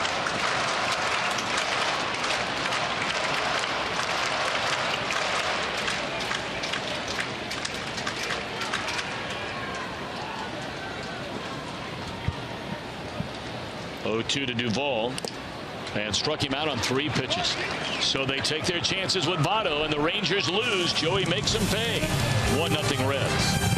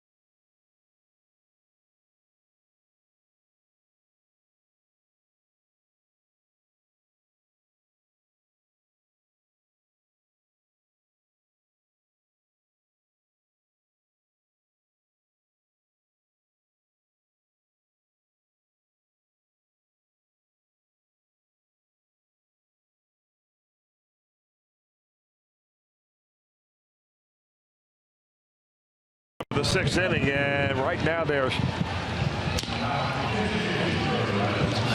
Let's take a look at our Honda game summary, and we begin with this play on the blooper down the right field line, and easily thrown out of the plate was Votto. That was the really only serious scoring threat by either team. Billy Hamilton certainly prevented the Rangers from attempting to get on the board in the 6th inning. That was a leadoff man in the inning, Beltran, and a spectacular play by Hamilton, much to the delight of Dan Straley, who went 6 scoreless innings here tonight. And after the Reds just came up with a run in the bottom half of the 6th inning on the 2-out single by Votto to plate Holt, who led off the inning with a walk, Straley, if this 1-0 lead holds up, would be in line for his 10th win of the year.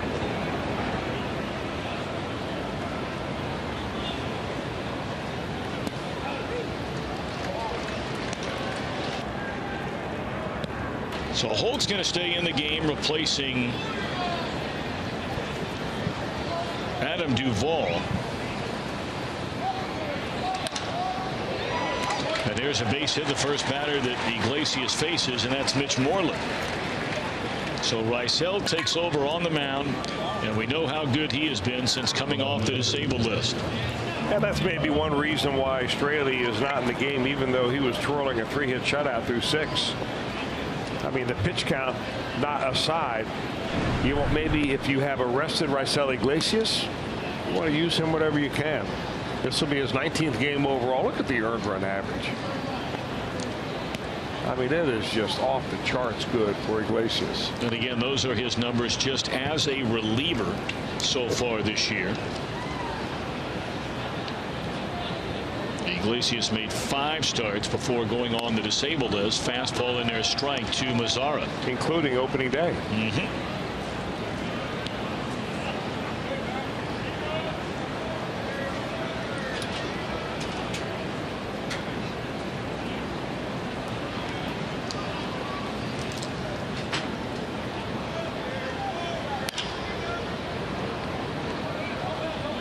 0-2. You're down the bottom part of the batting order. Mazzara, the 7-hitter. Andrus, number 8, next, and then the pitcher spot, Holland.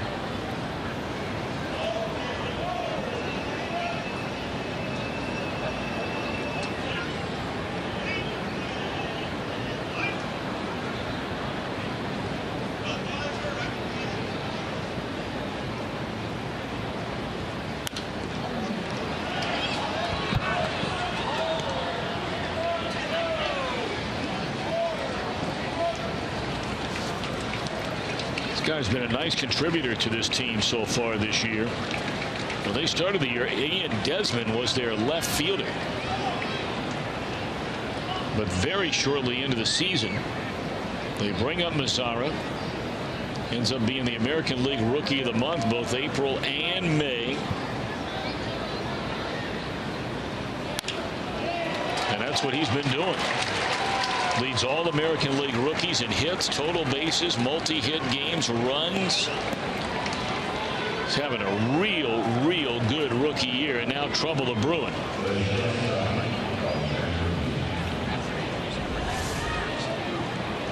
Just a good bit of hitting right here. A little breaking ball down and away, and just does the only thing you can with that pitch, is take it the other way.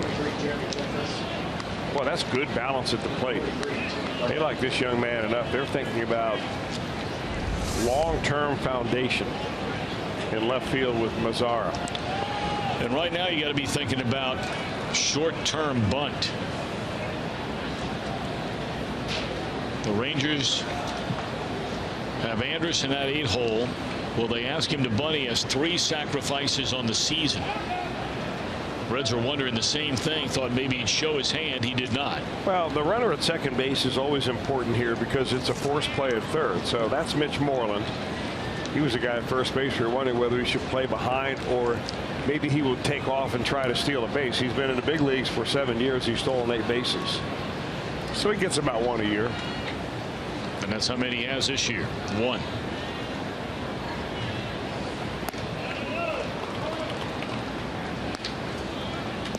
Well, that's a good eye right there.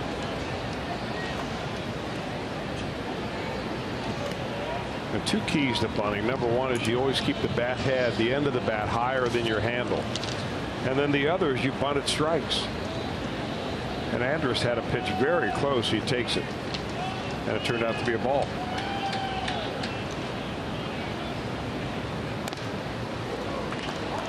That's a former major league player. You may remember Spike Owen. He's a third base coach. He is in place of their regular third base coach, who up until this week had been with them the whole year, but he's undergoing very serious cancer treatment. Tony Beasley. There's a beautiful story in the Dallas paper about Tony Beasley this year. He calls this the best summer of his life. And he's had chemo and radiation. So he just left the team for the first time all year long to undergo surgery in Dallas. So certainly we wish him well. Well, we sure do.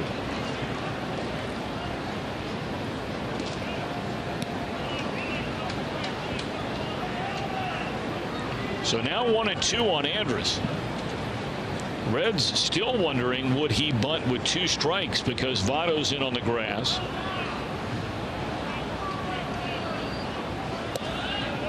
Breaking ball and no sign of a bunt. 2 balls, 2 strikes.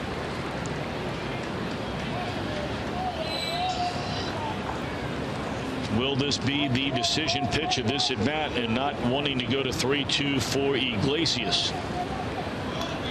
Very good with runners in scoring position. The veteran Elvis Andrus. Hot smash. There's one. And Suarez had more time. Throws a one-hopper and he slams his fist into his mitt. That's one where you thought the Reds would be able to get 2. When you first see that kind of play, you think triple play, but not the way Andrus runs. You're thinking like me. Why get 2 when you can maybe get 3? A smash down to Suarez. The ball takes him nearly to the bag, and he knows he's got it, wants to get rid of it quickly. That was just a horrible throw to second base.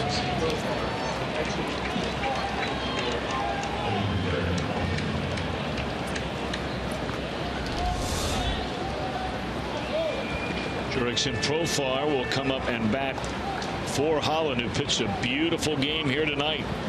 His first start back since June. Runners are going to advance anyway. Boy, after all that.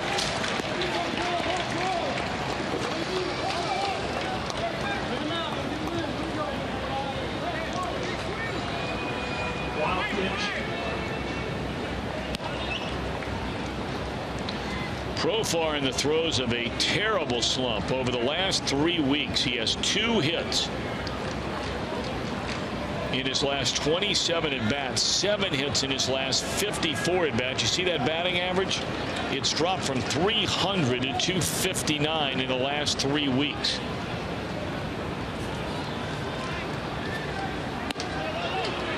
One and one.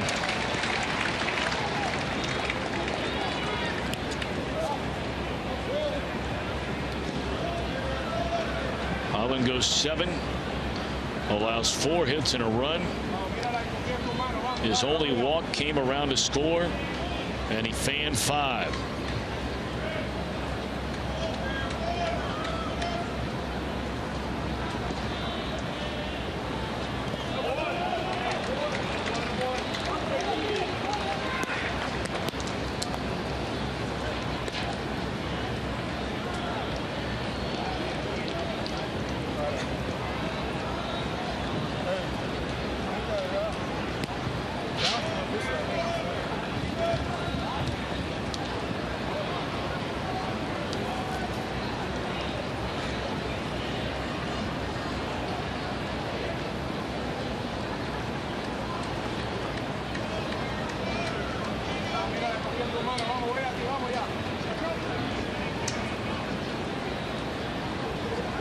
Runners at second and third. 2 balls and a strike.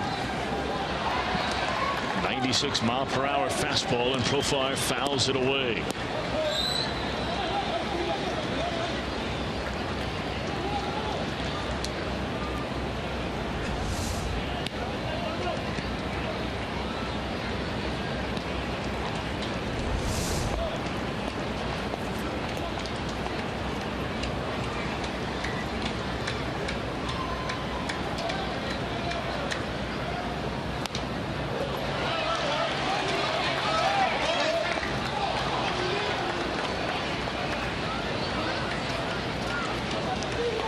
Profar is a young man they've been talking about since he was a teenager. But he has been basically out of baseball for the last 2 years. Played a full season in 2013, missed all of 14, played all of 12 games, not at the big league level last year. Right shoulder surgery kept him out. And he was their #1 prospect. 2-2. Started 2. He did not go around. He was one of those uber prospects who was among the best in baseball. Always the name that other teams asked for when trading with the Texas Rangers, and were always told no. And he's still only 23. Yeah.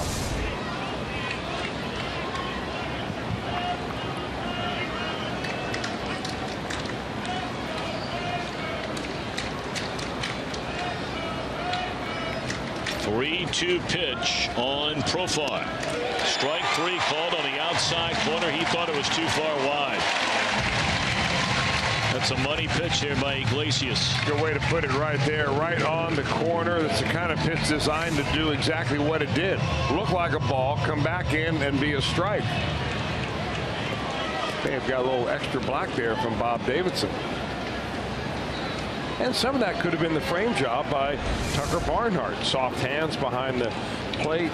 The idea of framing it is you get your glove to the spot where you think the ball is going to be before it gets there, so that when you catch it, you can kind of bring it back a little bit and give the umpire a better impression that it's really a strike. So the other 2 left-handed batters in this inning had reached base on base hits. Before that strikeout of Profar in from the left side, he's still dismayed by the call. And now you have Desmond.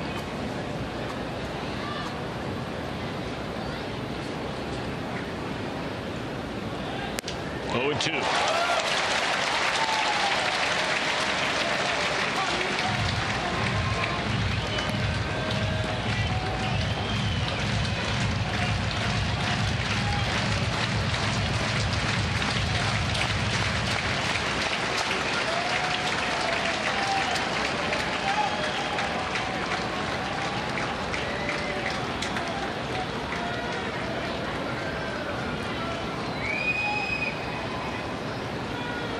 Getting over.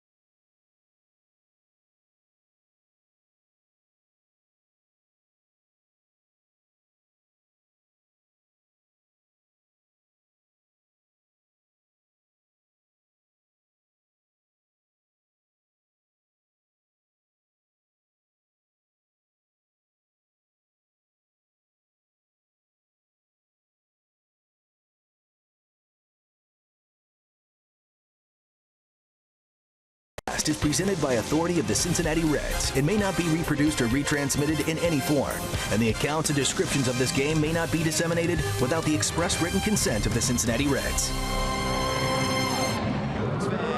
Coming up on Saturday, September 3rd, you can see the Red Legs take on the Cardinals for as low as $12 thanks to Kingsgate Transportation. The first 25,000 will get a Suarez bobblehead. For tickets, call 513-381-REDS or visit reds.com/tickets. Jeremy Jeffress came over in a trade on the 1st of August from Milwaukee, where he had 27 saves and a 2.22 ERA. Tonight is his 9th appearance with Texas.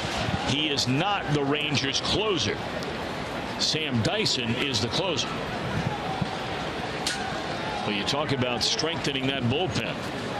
Jeffress a good guy to have in front of whoever's close. Well, he is, and really, if you just went by stuff and the ability to put hitters away late in the game, Jeffress would be the closer, but they didn't want to upset the the bullpen and the clubhouse by bringing a guy in at the trade deadline who was a closer, yes, but it's not like you're bringing in a Aroldis Chapman and make him the closer. Dyson's done a nice job, so they'll use Jeffress in other capacities late in the game.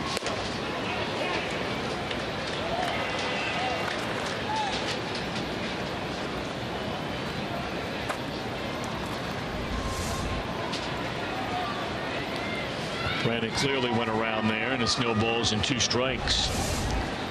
Phillips 1 of 2, doubled down the right field line. That's a play where they threw Joey Votto out trying to score from first. And a tapper to the right side. Moreland a long way to get that one. 1 out.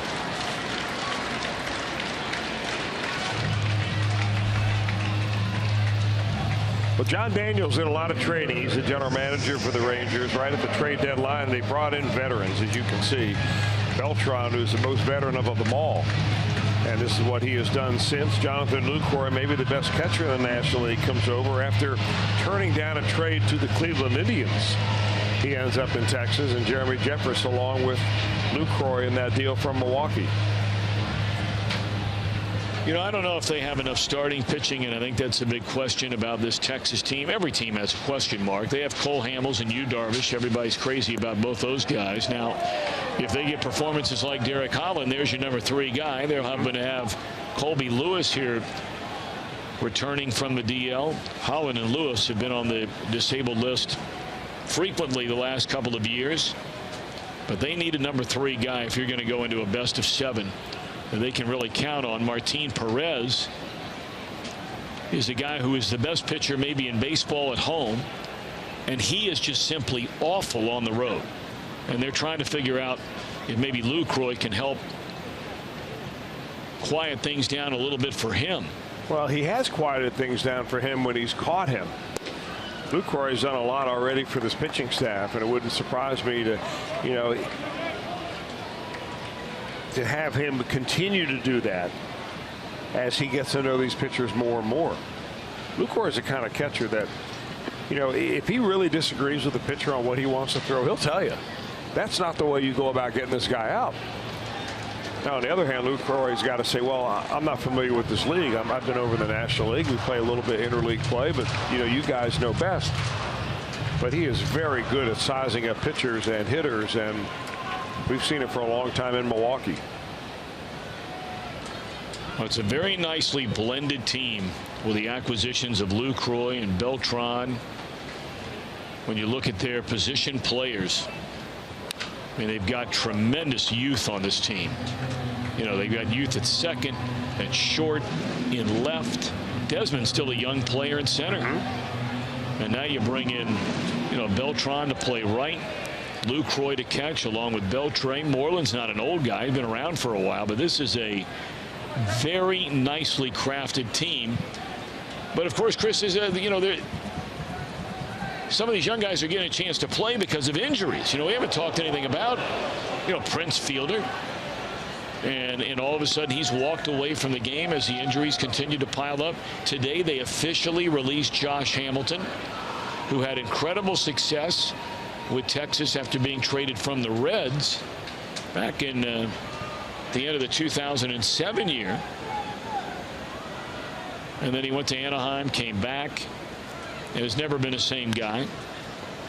So, you know, it's not all about the best laid plans, because when this season started, they were hoping that Josh Hamilton was going to be a regular contributor to this team, or at least when they brought him in, and they certainly were counting on Fielder.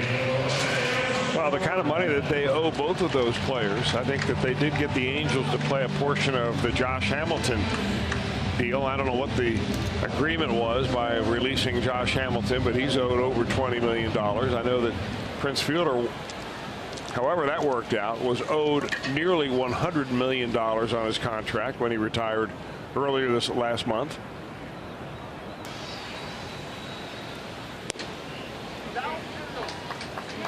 They can spend some money down there in Texas. I think their payroll going into this season was close to $160 million. Well, in a market that size, it should be. Yeah. Well, you're talking about a top 10 market, top 8 market in the country in Dallas, Texas.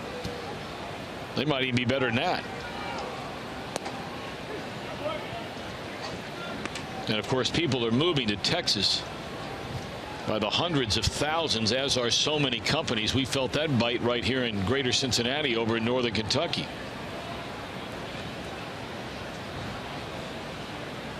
One ball and one strike. Breaking ball away.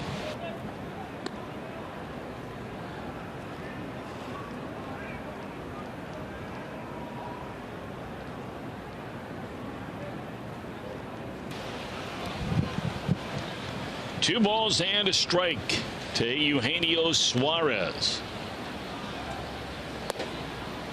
Three balls and a strike. You know, they're talking about building the Rangers. They're going to have to get approval from the voters, but it's a vote, if you will, that has already been taken, meaning when they help build that brand new Cowboys football stadium, you know, that money would just shift the taxes being paid over to fund half of a baseball stadium. The Rangers ownership group would fund the other half.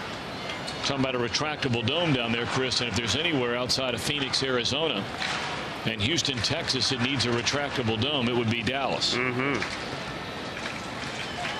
They start many of their games at night where it's 105 degrees. But of course, the naysayers on that are saying, well, the stadium is only 20 years old. Right. You used public money to build the first one. Now you're going to use more public money to build this one. Well, we have other needs. It's the same argument you hear in a lot of communities. That's right. It makes a lot of sense. Sure does. Saturday, a huge doubleheader on FS1. How about the Cubs and the Dodgers? How you like that one? Then the Tigers take on the Angels. Saturday at 3 Eastern on FS1, or watch it live on Fox Sports Go. It's a big homestand for the Dodgers. They have the Giants coming in tonight, and the Cubs right behind them.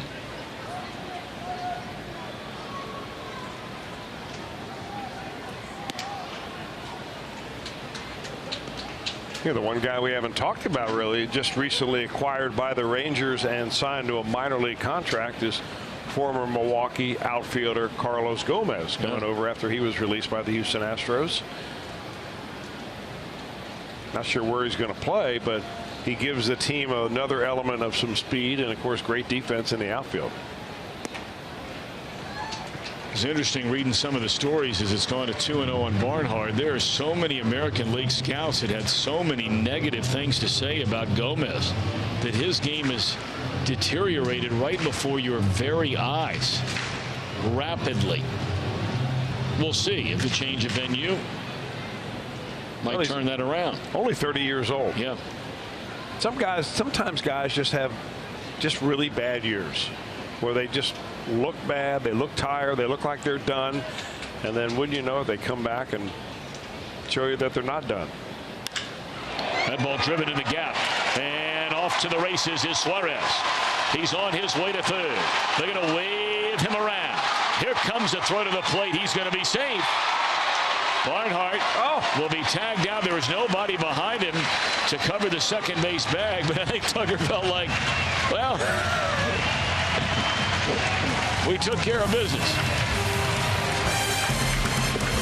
The run, it's a 2-0 ball game on the double by Tucker Barnhart with 2 outs here in the 7th. 6, 3.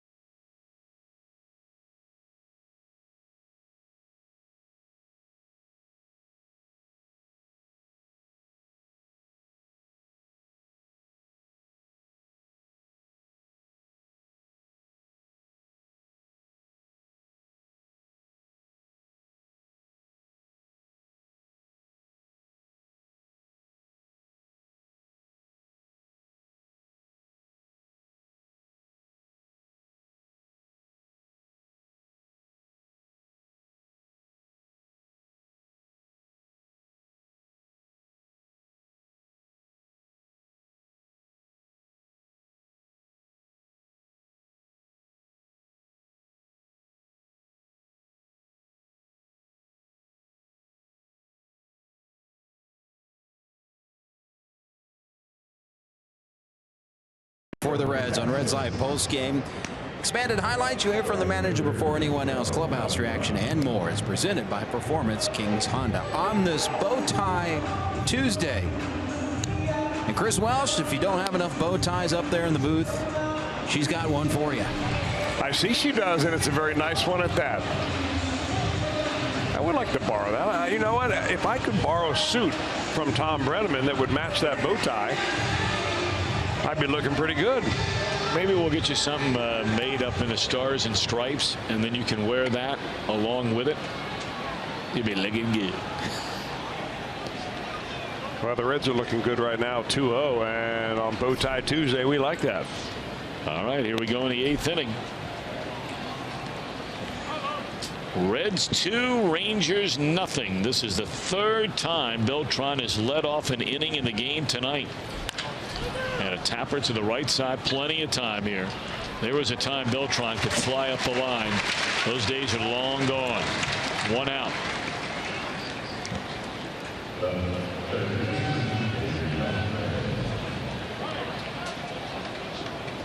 We're going to the Rangers will pick number 51, Astros.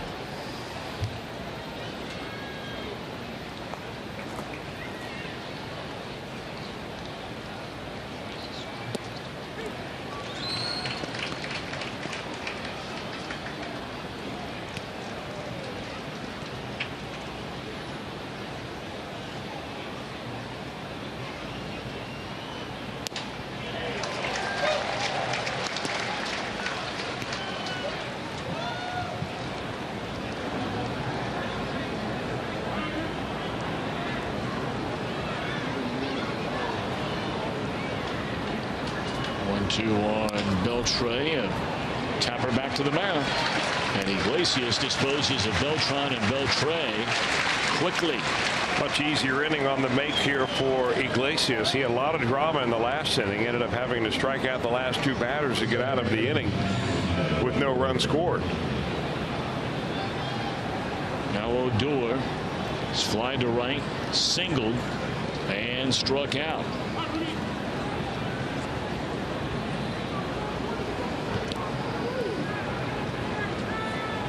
Odor, a native Venezuelan.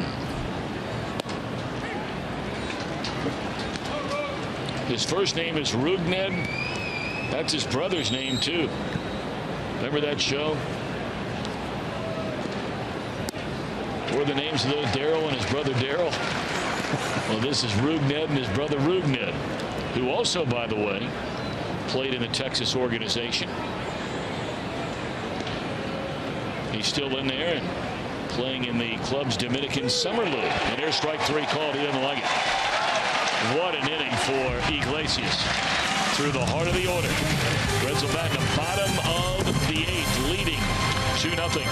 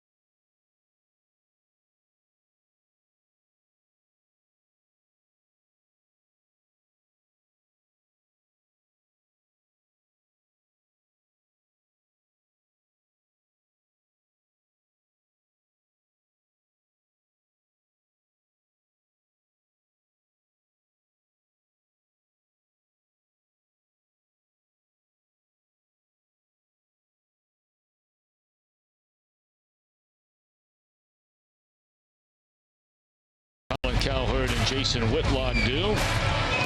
The brains to know it, the guts to say it. Colin and Jason on FS1's new daily sports talk show, Speak for Yourself. 6 o'clock Eastern weeknights on FS1.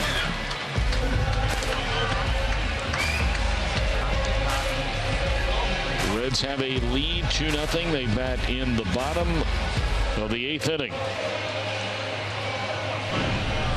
And on the pitch. And what an incredible journey it has been for Matt Bush. His 41st game. And a 2.83 ERA. Young man now 30 years old. Was the first overall pick in the 2004 Major League Baseball draft by the San Diego Padres. But due to numerous personal and legal problems, he had played only as high as Double-A, and that was prior to this year. Was traded to the Padres, or from the Padres to Toronto in 2009, was released, played for the Rays, released after a drunk driving incident, was sentenced to 51 months in state prison because it had happened multiple times. He served over 3 years in prison. Rangers gave him a shot. And it's just unbelievable what he's been able to do. He's kept his head screwed on straight, nose clean. Well, the Rangers have had a history of taking players that have had their off-the-field issues and see if they can help them out from a human being standpoint and then make them into good ball players, including their former manager, Ron Washington. That's right. Had some issues. Well, I remember when the Padres drafted him #1, it was only a couple of weeks later when he was arrested for felony assault, misdemeanor trespassing, disorderly conduct, underage drinking, got into a fight with a security guard trying to get him out of a bar. And he wasn't even old enough to drink. Right. And from then on, it just went on and on and on. And some of the stuff was pretty ugly.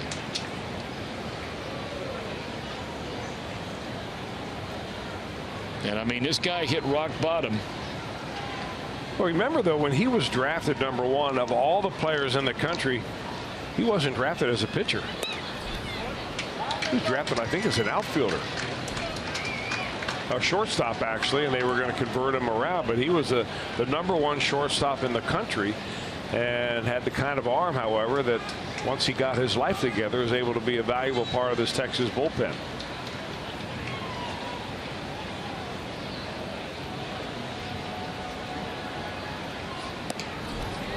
I mean, if you have time sometime, go read the whole story on Matt Bush, because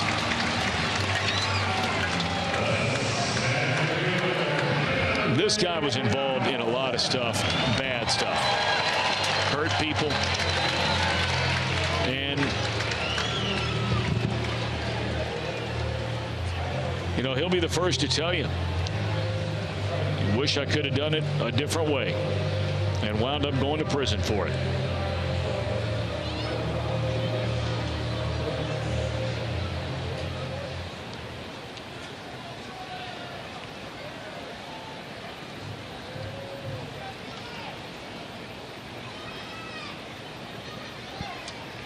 Billy Hamilton, the batter, after a leadoff walk. Tyler Holt's done a nice job since coming off the bench as a pinch hitter in the 6th inning. Remember, he came into bat for Straley. Had an extended at bat, wound up drawing a walk and scored the first run of this game, and now he draws a walk to lead off the 8th.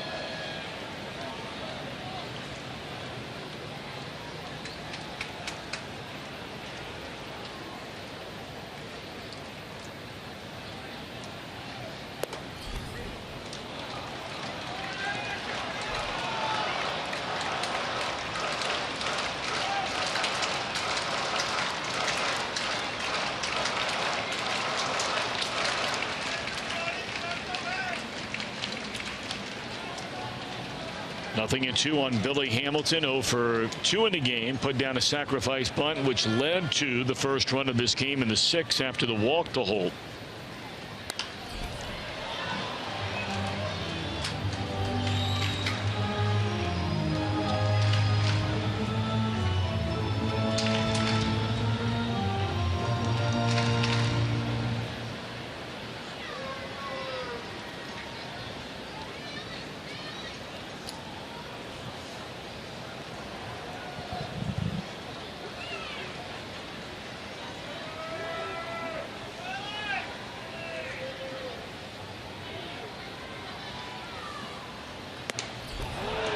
One out.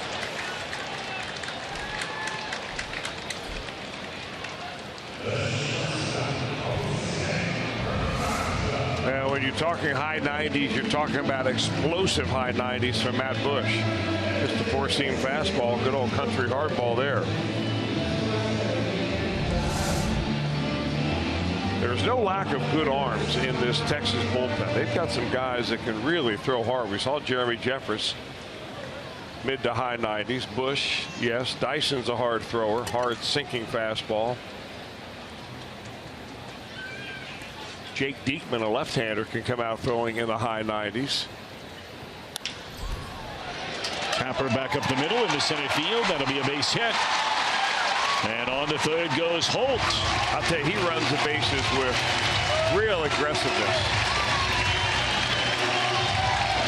And a 2-hit game for Peraza.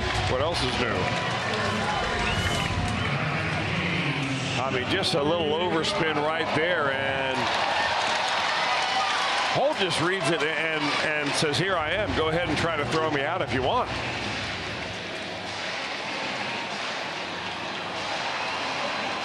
Doesn't even draw a throw.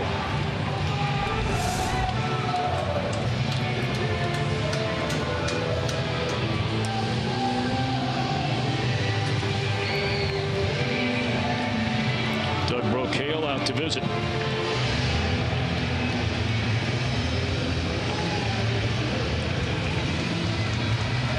Votto in a scoreless game, 2 outs in the 6th inning. Our Volkswagen drive of the game.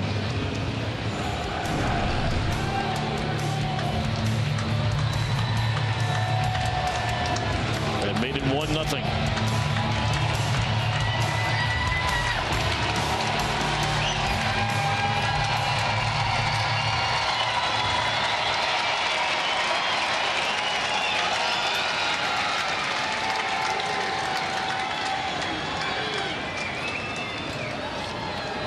Votto an RBI chance here. They're on the corners with 1 out. Votto not too sure. Bob Davidson has been calling that pitch though most of the game.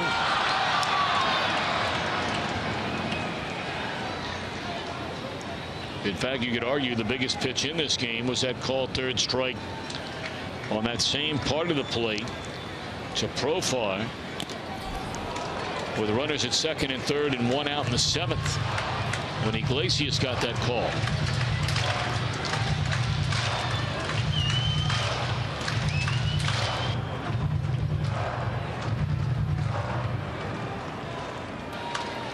Now remember, Iglesias' spot is due up next. Boy, after the kind of 8th inning he just completed, I'm sure Brian Price wrestling with taking him out of this game, even with 2 innings under his belt. That's a situation where the Reds have not used Iglesias in back-to-back games yet. He has not pitched in back-to-back games, as you see the numbers on this Rangers bullpen.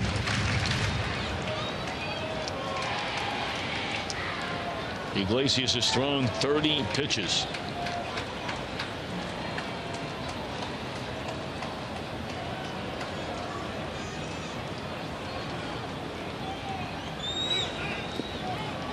Runner takes second base.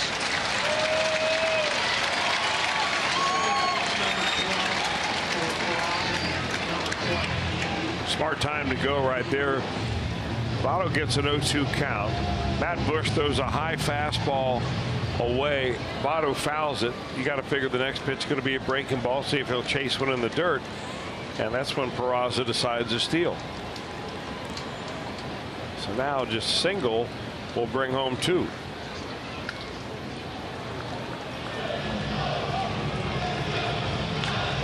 And again, I got to ask you, if you're Jonathan Lucroy or Matt Bush, well, even though you're heading the count right here, is it worth taking a chance with a right-handed hitter, Devon DeJesus, in the on-deck circle?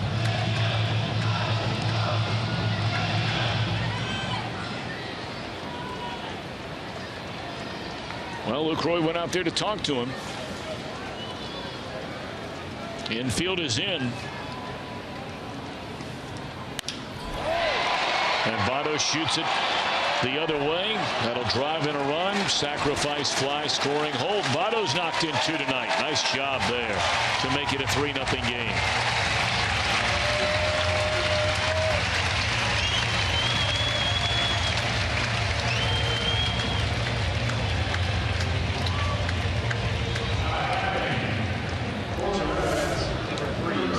Really choking up a lot is Joey Votto, respecting the fact that Matt Bush has that 99-mile-an-hour fastball and still gets that ball on the barrel. All 3 runs the Reds have scored tonight reached base via a base on balls.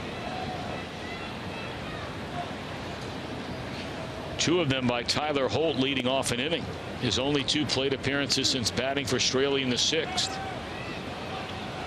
Iglesias goes 2 innings, allows 2 hits, no runs. The fan 3 did not walk about it.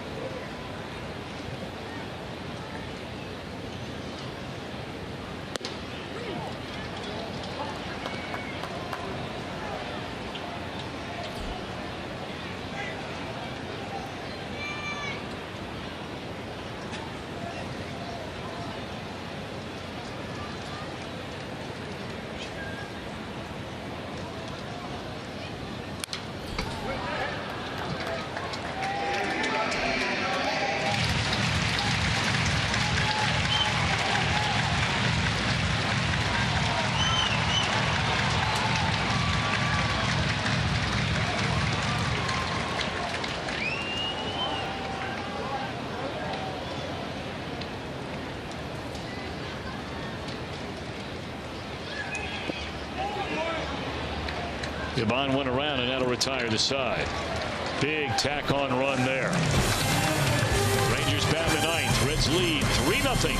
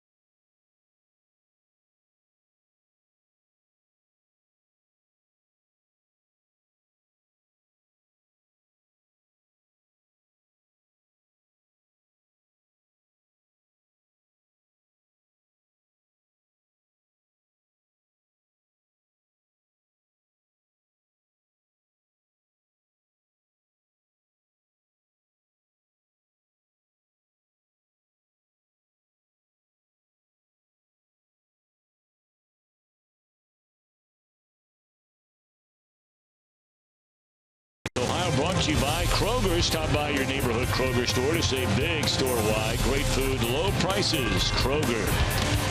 And by Toyota. For over 30 offers, visit buyatoyota.com. Toyota, let's go places. Go to the 9th. Reds lead 3-0. Pitching getting it done tonight. Both starters very good. Straley just a little bit better.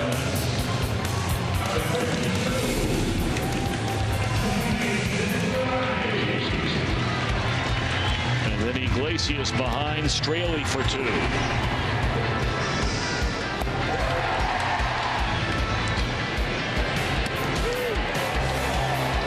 That takes that earned run average of Iglesias in 19 games out of the bullpen. That number starts with a 0 point. You know, you can say small sample size, but when it starts with a 0 and then the decimal point, that's good at any sample size. Yes, it is.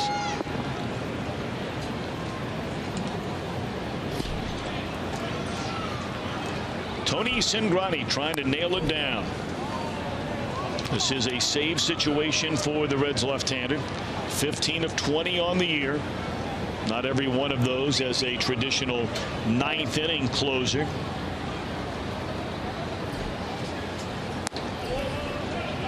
Two and 0.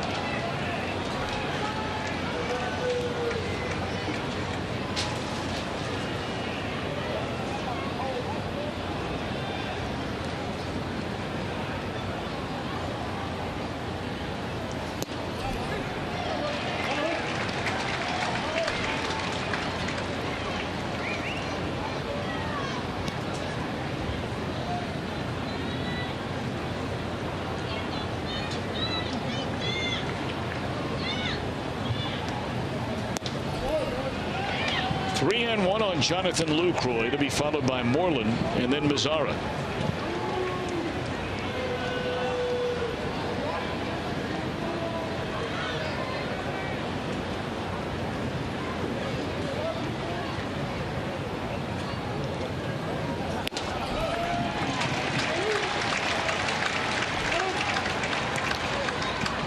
Reds can nail this one down. They would be 6-3 with 1 to go on this 10-game homestand. Beating the Miami Marlins 3 of 4. Splitting the 4 with LA. And that's not a good way to start it in the 9th. A walk to Lucroy. Well, if you have a 3-run lead, chances are if they get back into the ball game and mount a threat, walks have something to do with it. After all 3 runs that the Reds have scored tonight have come with a walk, or at least the base runner reached first with a base on balls.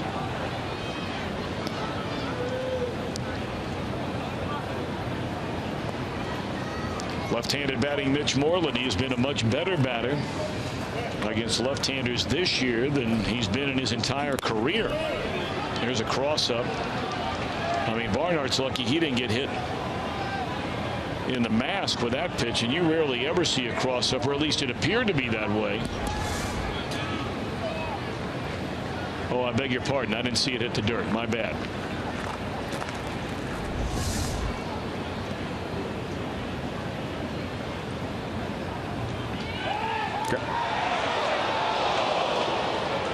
We know Cingrani possesses a great move. Lucroy should know that, shouldn't he?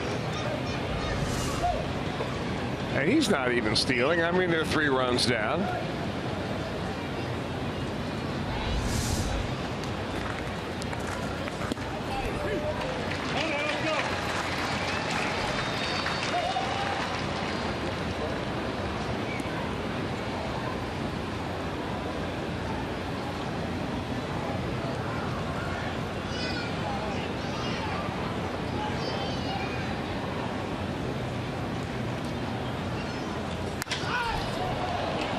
Fly ball left field, playable for Holt.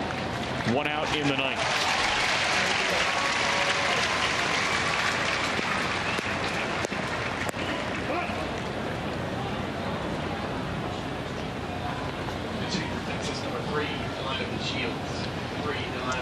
Delino DeShields will bat, and yes, he is the son of the Reds AAA manager by the same name.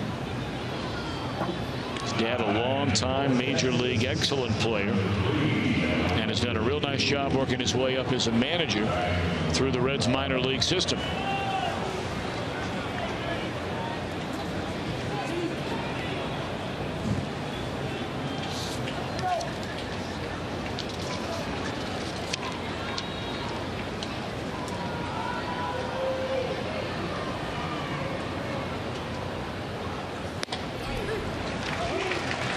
DeShields was the opening day center fielder, but over the first month he hit just .217 in 30 games, 28 of them as a starter, and they sent him back down to AAA Round Rock.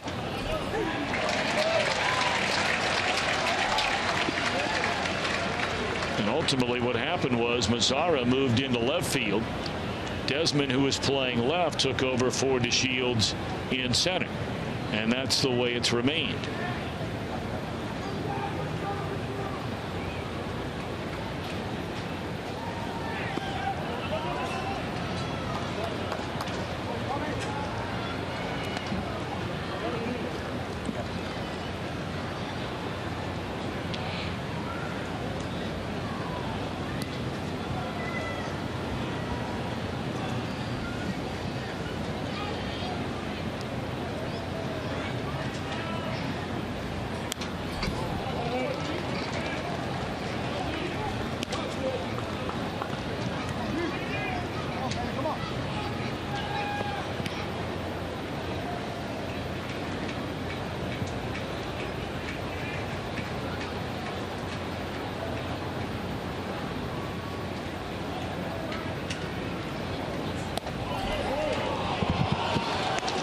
Two and two. Cingrani, of course, a closer in college. Reds turned him into a starter, and he was a mighty good one his rookie year. But ineffectiveness and injury slowed him down, and for the first time as a professional, he's getting a chance to close now. Very oftentimes that's the strategy when you get a really good arm in your system. Even if he was a short inning reliever in college, you don't see those in high school. Obviously, your best arm is out there starting once a week, but in college, you want to make sure you know what you have, so you make him a starter in the minor leagues. And boy, did he just run right through the system. Broken bat, nice play by Suarez. Good strong throw, and just fractionally late over at first base. That was almost a terrific around the horn double play, starting with Suarez. Got in there on him a little bit, hit fairly sharply, but Suarez makes a nice backhand and gets rid of the ball with a nice strong throw.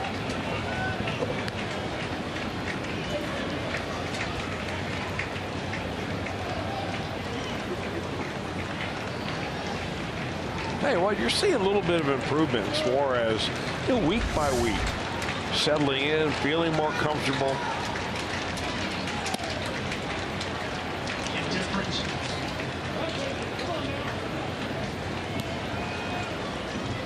You know, Chris, you brought up something earlier that, as you, and this is what general managers are paid to do, not fans, but, the #1 pick this year is Senzel. I mean, this young man's on the fast track now, and he's a third baseman. He's in Dayton playing A ball. But, already moving fast. And he's tearing it up. And so you say to yourself, I mean, Suarez is a big league player. He's going to play somewhere. But, even if it's only, say, this time next year, say Senzel's banging on the door. Or do the Reds consider Suarez going back to his original position if they were to, decide that Cozart is, well, now all of a sudden, because of walks, the tying run is coming to the plate. But again, that's the kind of stuff for other guys to worry about. There are more immediate concerns like getting the final out and nailing down this 3-0 lead into a 3-0 win. The only thing I would say about all that is that it's really interesting how things seem to work. Just seems to work out one way or another. Somebody plays into a spot on the team, somebody plays himself out of it, and somebody else gets hurt. Well, here's Ryan Rua. First pitch swinging, and that's a foul ball off his foot. Rua's a young man that has some connections here to Cincinnati. I believe that he played in the Great Lakes College League for the Hamilton Joes. It's from Cleveland.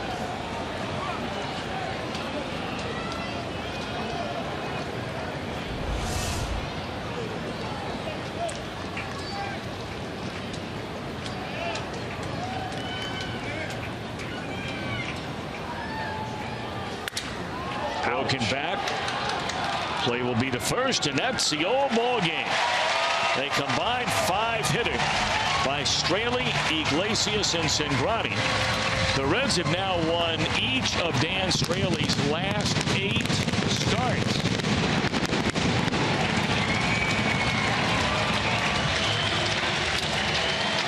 Fifth shutout of this season. And the Reds win it by a final count of 3-0. We'll be back with more in a moment.